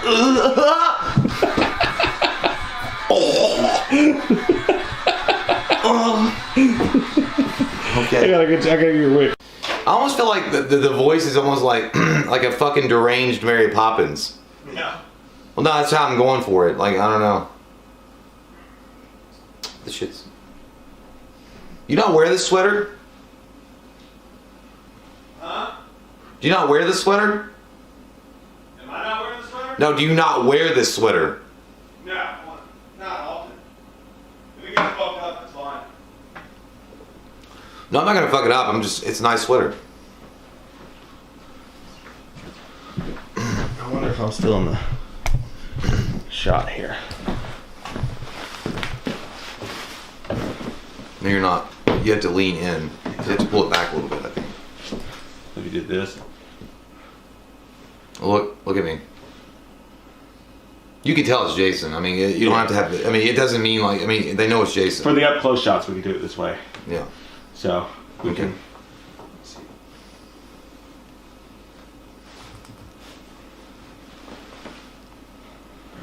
We can do a test run real quick. Okay. You want to go with the? Sorry, do you want to act like you're asleep, but I'll wake you up? Okay.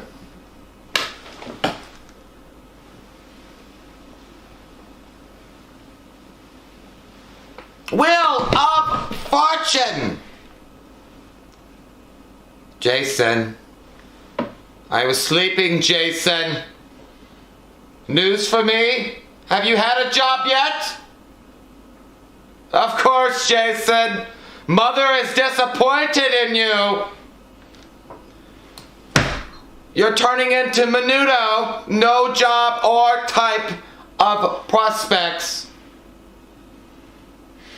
Nothing's gonna get better if you look down. Jason, you've got to get up. Get up, Jason. Get up, Jason. No, don't touch. I don't want that. I knew I should have adopted. Get away! Jason, have you been wiping your butt? I know, Jason, because I smell it. It smells like 2 dead birds in a sack. And that is your butt crack. Jason, you have to kill for Mother. There's a new danger. Coronavirus, Jason. Look at my beard, Jason. Don't touch, Jason. I'm more French than French toast. But the corona... Thank you, Jason. Mother has been cold. Your fingers smell like the inside of a corpse. Stop it. You have to kill all viruses, Jason. I'm old. I can't take it.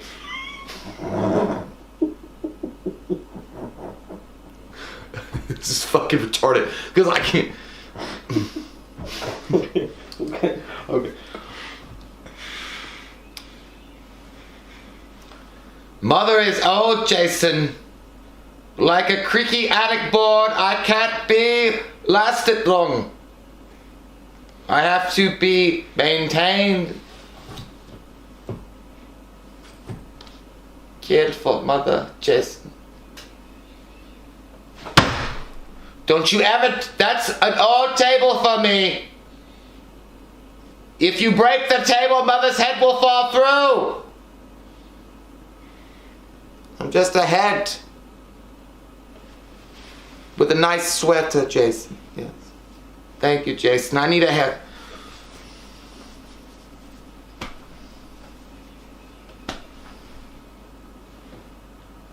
You're making Mother angry, Jason. You wouldn't like it when Mother's angry. Get up, Jason! Kill for Mother, the bacteria that lives in this hovel. Get up!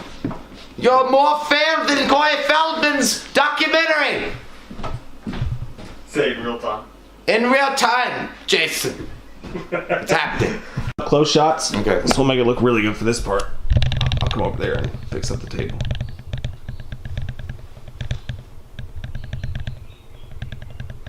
Alright, that looks good as fuck. And then Just pull the oh fuck, dude.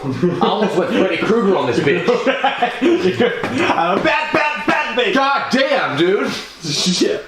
This shit's dangerous. It was hot too. Oh no, it was. I felt it. My fucking hair. Almost burnt your shit. I come back as a goddamn Freddy Krueger. I would haunt this table forever. Like, you dare call that healthy meals?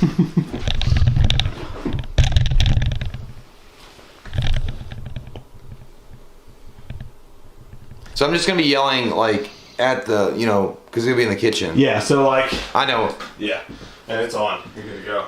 Jason! No, mother, that's not. Mother keeps her fine shine. Stop it, Jason. Get some antibacterial. Get some Lysol wipes. It's on sale. Don't slam my. I hate your father. He gave me you. Elias. Elias. What a piece of Elias. Jason, listen to mother. Get the Lysol and kill the bacteria, Jason. And then the soap scum. Yeah. Scrubbing it up, dub. Hey guys, welcome back to Watch Movie. Oh yeah, Jason, you're really making me not happy with you at all. Like right now, I feel like. Oh, okay, here we are. Sorry, we're back. Oh man, what are we doing now? Oh, I think we're gonna do the Fanatic. Yes, the Fanatic, guys. Okay, I don't know how many of you guys have seen this movie. This is a Patreon review for our buddy David Cavaretto. David, thank you so much for being our Patreon and our friend all this time, man. You're an awesome dude. We really appreciate it. This movie came out I want to say last year. Mm-hmm. Devon Sawa. Okay, Devon Sawa. Yes, Devon Sawa. John Travolta. Directed by Limp Bizkit's Fred Durst, everybody. Oh, my camera just went out. Yeah, I know. I was gonna say it's gone to black. It's gone to plaid. No, I'm gonna tell you one thing. Surprisingly, really fucking good. I did not think this was gonna be. Again, a lot of negative reviews have come out about this movie, so there was a lot of trepidation when I sat down to watch it. And I'm like, oh, this is gonna be some kind of butt fuckery, and I enjoyed it. Like. Yeah. I thought it was really magnificent. And not to mention the fact that John Travolta plays it so fucking well, where he balances not only that he's a creepy, nasty, weirdo guy, but that you feel bad for him at the same time. You know what I mean? Like, you can. I don't get, the level of fandom. Like, it reminds me of Saving Silverman. It's like, yeah, we're his fans. When they're talking about Neil Diamond, it's like, yeah, we're fans, so we love him. But you know that he's not right, and you know that he just wants an autograph, and he's like hounding Devon Sawa's character constantly about it. But the thing about it is, like, you feel really awful for him too at the same time. Yeah. Which, by the way, like I just think that's really hard for an actor to pull off, like to make you feel like he's obviously the villain of the movie. Like, he's obviously the villain, right? But you feel bad for him in a lot of ways, and that's really hard to pull off as an actor or an actress, to make you feel bad and like, oh, this is a weirdo at the same time. It's weird, dude, because, and again, so for those who don't know, the whole plot is John Travolta is an obsessed fan, and he's clearly on the spectrum. They don't exactly point out what his issue is, but he's clearly on the spectrum. And Devon Sawa is this action movie star, and John Travolta's character, Moose, is obsessed with getting autographs. He's obsessed with meeting famous people. That's kind of his thing. And he becomes obsessed with Devon Sawa. He meets him at a signing, and he has this vest from one of his movies, and he shows up, and he's way too over the top in Devon Sawa's face, and Devon Sawa's character's a dick to him. He's like, hey, buddy, you want an autograph? I'm about to autograph my fist on your fucking face, and trust me, you don't want that. So how much would that go for on eBay? I just want to know. So then Moose gets obsessed with him, starts going to his house, and things just really fucking escalate. And like you said, Moose becomes John Travolta becomes the bad guy of the movie. But yeah, dude, this movie was shit on by everybody. Everyone's like, Razzie movie. I don't get it. I don't understand. I don't understand. I understand in a sense. Like, I understand partly why some people hate the movie, because PMS. It was just PMS. It's so weird that it's directed by Limp Bizkit's Fred fucking Durst, man. Keep That, rolling, that might be rolling, why rolling. that might be why it was hated on. Is fucking Fred Durst. I think that I think Fred Durst thought this movie was an Oscar movie, and I think he treated it as an Oscar movie. They try to do some weird shit with like weird animations and like weird overdubs and like and voices and stuff, and they try to make it way more serious. And like you can tell, like it's like that doesn't fit at all. This is weird. It's a weirdly directed movie. It's a strange movie, and. Some of the only thing that I actually thought was actually bad about it was the fact that they treated the Hollywood Strip like it was fucking Winchester, Kentucky at the Walmart. Like, you know what I mean? Like characters kept running into each other, and like, when she's driving down the street and she sees him walking, she's like, "Oh my God, Moose!" And the same characters keep running into each other, like they all live in a tiny town, like they live in fucking L.A. You know what I mean? Like that shit's dumb. Well, I mean, I think that the Hollywood, Boulevard or whatever. I think that those actors or whatever, the ones that dress up like SpongeBob's like dirty blanket or whatever, and they probably do get to know each other. There was that documentary that came out not long ago about the guy that played Superman on the Hollywood Boulevard or whatever, or is it, I don't know, whatever it's called in Hollywood, and but everybody knew him, like they knew him because he was constantly there all the time. I think it's because Fred Durst was the director, man. I think that's why he got a lot of fucking early hate. Well, I think more than anything, it's John Travolta's performance. But I thought John Travolta's performance was fucking great. I thought it's, and I don't mean to say this in a joke, in a making fun of way, but in Tropic Thunder, when they're like, you never go full, you know what I mean? Oh yeah, like the Simple Jack thing, like you never Simple go full. Jack in the house, y'all. Yeah, it was that conundrum because John Travolta really, I thought he delivered a great performance, man. He was way over the top, but I felt for him, man. Like, and he was crazy. Like the movie starts out with him being like, I gotta take a poo. I gotta take a poo. You know what I mean? Yeah. But in the 90s, Dustin Hoffman, Rain Man, shit like that, like in the 90s, I feel like that would have flown. But because this was Devon Sawa, because it was directed by Fred Durst, because it was so over the top, I think a lot of people, it rubbed him the wrong way. I thought there was problems with the movie, dude, but I thought John Travolta's performance was actually really touching and really good. I thought so too, and I don't know, man. I didn't really get the Simple Jack vibes from him. I got more of like, this is Napoleon Dynamite if he grew up and moved away. Like, he's not slow. He understands what's going on. He's just fucking obsessed and weird. Like that's the point. Like he's just a really weird guy with a weird haircut named Moose. And dude, when he was like when he was at that party and that girl was like, "Oh, that's a really nice shirt." He's like, "It's the only one in the world. I'm sorry that you don't have it." Like it's not like John Travolta was playing a kid or somebody that has like he's fucked up, but he's not slow. He's just fucked up. I feel like, again, Napoleon Dynamite grown up was more in line with, and maybe that annoyed him. I don't know. I have no idea. Honestly, when I watched the film overall, like I thought it was great. I was fascinated by John Travolta's like more spiral into like the crazy that he goes, because he goes from like an obsessed fan to a true fanatic. And dude, I loved it. I thought it was, and Devon Sawa rocked the fuck out of it too. As far as an asshole, he played a really good asshole. And you can't blame him for all of it, because it makes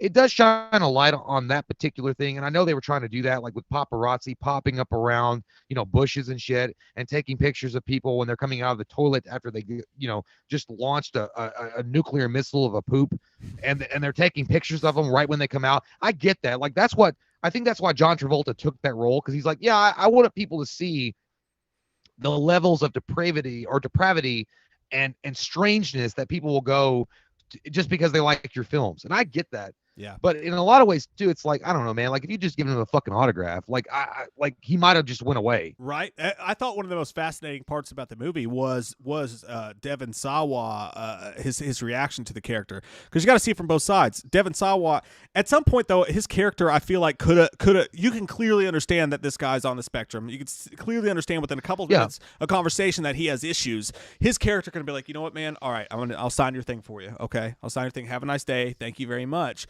and that would have ended the whole thing probably. You know what I mean? But because he was such a dick to him nonstop, but there's a part of you that gets where Devon Sawa's character is coming from, because when he shows up at his house and his son's there, and he's like, "Hey, go inside, fire up the Xbox," and then Devon Sawa, who's ripped by the way, he's looking fucking good, looking fine. Yeah, looking big as Gold's Gym card member right there, y'all. Yeah, man. Gets in his face and he's like, "Don't you ever fucking show up here again." Like, Devon Sawa was intimidating. He was, and by the way, did you notice that scene when he's driving around with his son? He's like, "Now we're gonna listen to some Limp Bizkit." He's like, "Yeah, that's the stuff. That's the good stuff right now." I was like, you didn't even play a classic Bizkit song, dude. No, I didn't know what that song that they played. I was like, that's bullshit. That's not a real song. But no, I mean, the thing about, I don't know. You know what? Honestly, I actually hated Devon Sawa's character more than Moose. Yeah, I really did. Because again, I mean, you mentioned he's on the spectrum. You know, there's something not all together there with him. And I just think as a celebrity or anybody in any kind of fame or whatever, you know, like it wouldn't take much for you to realize that, like, you know, to get it, like there's something kind of off. And I know they're scary or whatever, but if they're begging you for an autograph and there just seems to be a little like strangeness to them as far as like how they're talking, I feel like it's pretty self-evident, you know, that there's something wrong. And you know, just do something nice for them and move on with your life. I'm not saying that, you know, this couldn't have happened where even if you had done that, he would have still stalked them. Yeah. And this would have already elevated. But you're gonna tell the guy, and he's limping around. I felt so bad for him, dude. He's limping around. He's wearing like fucking starter shoes from Walmart from like, you know, 1998. And he's limping around, and he's at your house. He's trying to give you a letter that's clearly written like a child would write it, and you're being a total asshole. And like, I'm not taking your. And then you poke your fucking pin in his chest, and you do this shit. Yeah, I'm like, he's intimidating. In a way, I'm like, I'd fuck you up, Devin. I'd say, go back to goddamn Night of the Twisters, you motherfucker. He was intimidating, dude. And I think that's what's interesting about the movie. It's like, what would you do if you were Devon Sawa's character? Clearly, the right decision would have been to be like, okay, I understand something's wrong here. I'll just sign this for you, move on. But at the same time, someone's showing up at your home several times, and you've got your young son there. And honestly, they did a pretty good job of showing that Devon Sawa wasn't clearly on the level either. He had the sleeping pills that he was taking. Yeah. He had the stuff going on with his maid, with his wife, with his family. He had some issues going on too, but it's kind of like those old 90s thriller stalker movies where you'd get that one point if you'd have just been nice on this day, which, you know, some people, you know, sometimes you just have it that day. And that one person comes up to you, and you never know, you piss off the wrong person, some crazy stuff like that. I thought that was kind of cool how they did that with that kind of 90s turn to it. Speaking of 90s, Fred Durst, John Travolta, Diamond Sawa, it all fucking fits a little bit together there. It feels good. It feels good. It feels like you just solved Clue. But you know what, dude? Some of these things felt like the Joker too. You remember the Joker with Joaquin Phoenix when he's on the street as the clown? Quentin Tarantino. John Travolta's character's on the street, and he's like, "I'm from London." You know, he's doing that cop thing. Mm-hmm. And the only character that I thought was actually a bad, and people say that the acting in this movie is bad. I think that's a joke. I think the acting from Devon Sawa, from John Travolta, is fucking excellent. I think it was meant to be like that. Like, I mean, if you look at it like, oh well, this is a terrible acting performance. I think it was meant to be on purpose. Like, John Travolta was playing it very straightforward. Like, if a guy had never read a script in his life and he was trying to pretend to be an actor, like that, I think that was the point. If this movie came out in the 90s, I think John Travolta might have gotten an Oscar nomination for it. I'm just gonna fucking say that, man. Well, he got beat by Tom Hanks. He got beat by Tom Hanks. But I'm with you, dude. I'm so glad that you like this movie too, because I thought it was really good as well. It kind of ends abruptly. The direction is a little bit, you can tell it's a newish director, even though I know Fred Durst has done a couple movies. You can tell some issues with the plot and with the story and stuff like that. But again, I'm with you, dude. I thought Devon Sawa was good in the movie. I thought John Travolta. And yeah, there's moments in the movie that are funny, that probably aren't intended to be funny, that are funny, or maybe they were intended to be funny. I don't know. But I was interested when he goes full on. And by the way, there's a Jason reference. There's Michael Myers references in this. I think my favorite is when he grabs that bully from the streets and he's choking him. And he's like, I hope Freddy Krueger comes and chops off your head from your body and it rolls in the street. And then it gets crushed by a car and blood splatters everywhere. And everybody's looking. I was like, Jesus Christ. It's so goddamn good. I was like, it almost feels like it was ad-libbed because it was just so natural and easy for him to do. Yeah. I don't know. I feel like that was so ad-libbed. But yeah, man, I thought it was great. I think that John Travolta, man, he deserves some kind of recognition for that role. Yeah. And again, yeah, there's problems with pacing and what they were trying to do, and it's kind of confusing as far as like the kind of movie they're trying to build, but in a way that kind of works too. Because it's like, are you trying to build a story about a guy that you feel bad for, or are you trying to build a story about a guy that's an evil stalker that does what he does, or or did you just happily land in the middle and it works? Yeah. I don't know. Yeah, and you know what? And that's what we do here, guys. I know that the world has ripped this movie a new one, and that it's a joke of a movie to a lot of people. But whether you watch it ironically or unironically, I think it's an entertaining movie. And when Travolta starts to go in his house, he fucking brushes his teeth with his toothbrush. That's so Oh nasty. God, That was so gross. He's like, I feel bad for him. He's like, all this money and no ice cream. Dude, I think my favorite part's when he walks out of the toilet and he was reading that fucking script. He's like, he shouldn't take this movie. It was a terrible movie. He shouldn't take it. He shouldn't take this movie. Honestly, dude, that's kind of all of us, though, right? But maybe that's what we got that nobody else got about the movie, because I thought that's kind of like we're all moose in some small way, maybe on a minuscule scale, but like we're just little people who like don't know anything about Hollywood or movies or anything, or how we're just fans. But if we broke in Steven Seagal's house or Mel Gibson's house and like we found a script and we took a shit and read it, your first thought, you're like, I hope he doesn't do this. This is a bad movie for him. I don't like this at all. Holly Roxy says Stuckman ripped this movie hard. Most people did. Hey man, look, opinions are opinions. Everybody has them. They're assholes. Like everybody has those too. Yeah. I just feel like I don't feel like this movie was bad at all. I just feel like it was misunderstood. I think that people thought that John Travolta was really trying to. I feel like they thought that he was just cashing in. Like he wasn't really taking it seriously, and he was just like, oh yeah, too seriously. Yeah, he's like, yeah, this is another movie, another role. I can get some money on. But dude, it's a lot deeper than that, because I think that John Travolta, I don't know, he had some run-ins with some weird stalkery fans or something. I mean, it felt very personal to him, because I feel like the character of Moose, I feel like he really embodied that character, like to a degree that he was like, I've had run-ins like with these motherfuckers before. I know exactly how they act and what they do. Yeah. I don't know. I liked it, man. I get it. Like I get it. And a lot of talk in the chat about, I guess Dead Meat destroyed it. Christopher Stuckman destroyed it. Someone said Drum Jones hated it. I know a lot of people didn't like it. I thought it was a fun movie. I thought John Travolta had a great performance, and I liked seeing Devin Sawa in that role. I thought he was good in it. So it's a 7.5 for me. I'm at a 7.5 to an 8. Honestly, I'm at a 7.5 to an 8, because I mean, honestly, I'll watch it again. Yeah, I liked it that much. Like, you know what it reminded me of? It reminded me of a blend of a grown-up Napoleon Dynamite with Nightcrawler.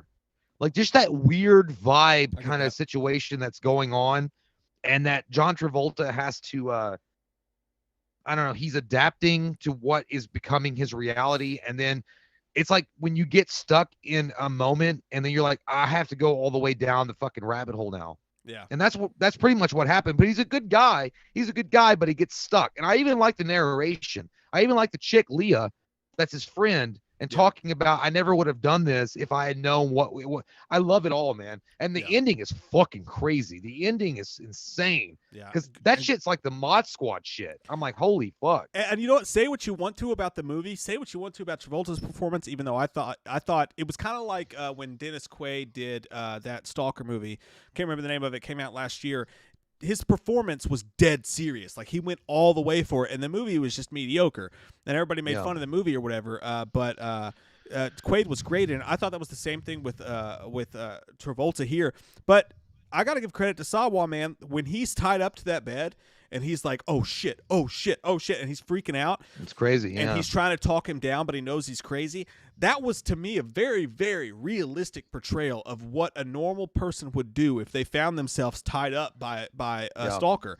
And I thought all those scenes were pretty legit. I thought they were pretty good. Well, like even like especially the realism part that comes in when Devin Sawa. Well, I don't want to tell you everything, but toward the end, with what he does, what Devin Sawa does toward his attacker, like I think.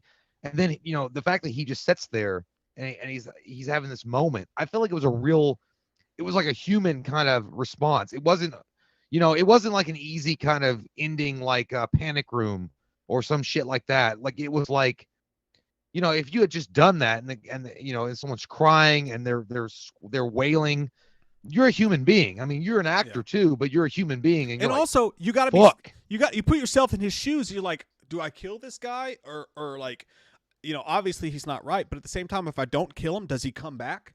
Does he kill my son? Does he do whatever? So you could tell he wanted to kill him, but he didn't know what to do because he's not really a killer. I thought it was a lot deeper than people give a fucking credit for. Well, no, I think it was meant to be, and I think that Devon Sawa, I think he was a lot like his response to what was going on and everything that happened was a lot more human than a lot of other movies would have portrayed it, or another director might have portrayed it, because they might have done like, you know, oh, we'll call the FBI or the police will show up and we'll do this basic generic bullshit that we see every time. And they didn't want to do that. They wanted to do something weird. And I feel like, God damn, man, I really feel like John Travolta deserves at least a wink and a nod and a fucking gold award or a silver award or something. Yeah. You know, I'm so glad you're with me on this. I'm so glad you're with it because I think you and I are two of the only people in the world. But if you guys want to check it out, it's on Amazon Prime. If you have Prime, it's on Prime. So check out the Fanatic. I actually recommend it. It's yeah, you got to watch it. Strange movie, man. But all right, guys, the last little bit of thing we got to do here, and we'll try to do it quick so that you guys get to bed for the night. Do a little quick unboxing. Bernie Gambano's is weird. That's weird. Oh, weird. by the way, the chat was talking earlier. You know, they had Fred Durst had Bill Paxton in mind for the role of Sawa at first. Was it Sawa or Travolta? Either way, that'd been pretty cool. I saw Bill Paxton. Bill Paxton actually would have worked really well in that role, but I'm glad they went with Devon Sawa. Yeah. Either way, Paxton would have been great. I think Devon Sawa rocked it so well. Like I could see Bill Paxton doing it, but Devon Sawa, I wouldn't take that performance away from him. Again, another underrated Devon Sawa performance. Totally agree with you, man. All right, you got a box? You got a box, boy? Mm-hmm. What's in the box? Yeah, let me get it. My co-pilot fell asleep. Our shit's so boring.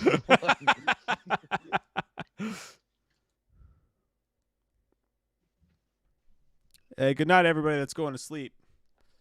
Our viewers are dropping like flies. No, I'm kidding. You guys have a good night. I know it's Monday night. You know, it's getting late. We got another one coming up Wednesday. We'll do a quick couple boxes real quick, and then we'll wrap this bitch up.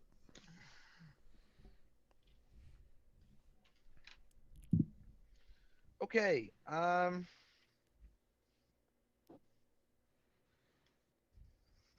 Making sure we're still on. Okay, this is coming from Emma Paddington. She must be from the Irish lands. I said Irish.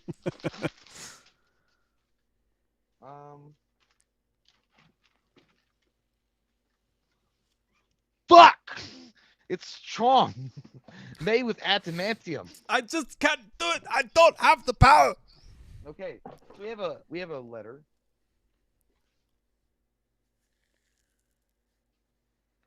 Let's see. To Mike and Jay. Oh. It's very short. So I'll just cut to the chase. You're fired. I quit. Nope, you walked in here. You're fired. Okay to read on camera. Thank you so much. By the way, if you guys want to send us a letter, make sure that you do specify that you want us to read it on camera or that we can, because we don't know. She says, "Hi, Mike and Jay. How are you guys doing? We're doing fine. We're doing great. Lovely.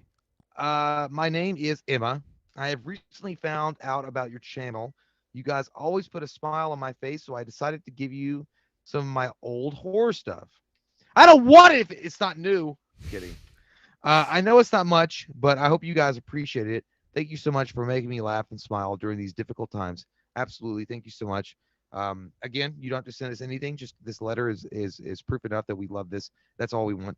I consider you guys as my friends. Keep up the funny videos, as I am always excited to watch your new stuff.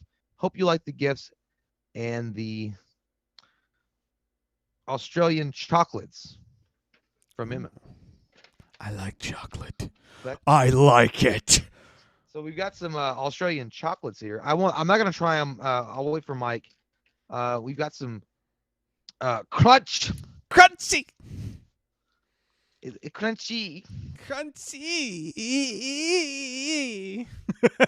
That shit looks good though. Hey, Save that. it Bring does. it to my house next time I see you. We'll break it in half. Yeah. I'll feed it to you. Right. That looks like something that Christopher Walken came up with. He's like, I want a crunchy. We also have a cherry ripe. And no, we're not talking about virgins. We're talking about the candy. We're talking oh, no. We're talking about the candy. Cherry ripe. Yeah. It's like an Australian Twizzler, right? I don't know. I see it. You got it. Yeah. You nailed it. Okay. So we've got some wrapped up presents here. It's leaking. You put something alive in here. Leaking gases. No, I'm kidding. Oh shit. Okay. Demand wow. Hammer. I love the little suspects. The usual suspects. That was a good one. Didn't make the list, but still a good movie. Wow, dude. It's a bobblehead. It goes like, oh. It's Nightmare. I've never seen this one. Look. Oh, that's cool, man. Hey, Shake look, him. Shake him. It's Mike when he got his tattoo. Oh. It really was. That shit fucking hurts. Oh, no. He's like, oh. Watch. Is it done? Oh. That's cool. And then the other one, I'm assuming it's going to be the same thing. It's going to be another. That's awesome, man. I've never seen those before. A bobblehead. So let's see what this. By the way, the wrapping paper is beautiful.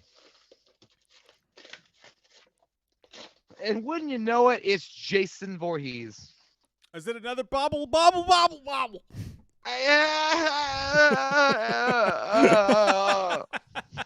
That's cool as fuck, dude. I mid-talk burped. Put them right next to each other on your desk. You'll be like, Hey, he's like, did you bring your homework in today? No. Do you like that? Oh. It's like, hey, Jason, you're the worst killer of all of them. He'd be like, ooh, you're so strong. Okay, well, that was all that box. Okay. Well, you know what? We could save some more of the unboxing stuff for next time because the only box I have is a big one. So we'll cut a little bit more time into the next stream for the big box because show. Getting late into the evenings. But that was fun. Thank you so much for that. We really appreciate it. You guys are cool as fuck. Hey, Emma's in here, by the way. Thank you. Emma? We loved it. Yeah, she's in here. We loved it. Hey, that's fucking dope. I'm so glad that you're in here. Yeah, we barely get to thank you guys in person when this happens. That shit's amazing. Thank you. When Jay and I get together again, we'll put them in the background and we'll make them kiss. And we'll eat your chocolates. That sounded weird. We'll eat your candy. Nope, that sounded weirder. Freddie be like, and then just hot topics. Thank you so much, Emma. We really appreciate that. That's dope as shit. Guys, that's the show for this Monday Eve. I know people are leaving. Everybody's getting tired, sleepy. It's Monday. Got to work tomorrow. I get it. I totally get it. This was fun, though. Really had a good time. And if you're just popping in and you missed the first half of the stream, the fucking remake. Isn't Hollywood out of ideas? The reboot. The replay will be up. That was really fun. I had a great time. And we'll be back Wednesday. That's what we're going to do for a little while, guys, while COVID still got control of our nut sacks. We're going to do Monday night, 8 o'clock, Wednesday night, 8 o'clock, Friday night, 9 o'clock, live streams. And this was fun. We'll be able to do this 3 times a week and have some sexual good times with each other in the night. Yeah, and if you're late next time, be on time. How about that? Yeah. Just be on fucking time. Fucking show up on time. Jesus and Christ! Fucking fill in your responsibilities. Duh! All right? Listen to your father. Fuck! I love you. I love you guys. We love you. Don't leave us. Always have. I had to beat them to death with their own shoes. See you Wednesday, King Kennedy. Right. We'll see you there. Love you guys. Thank you, Emma. Thank you all you guys for hanging out. We'll see you all Wednesday night. Bye. Well, bye.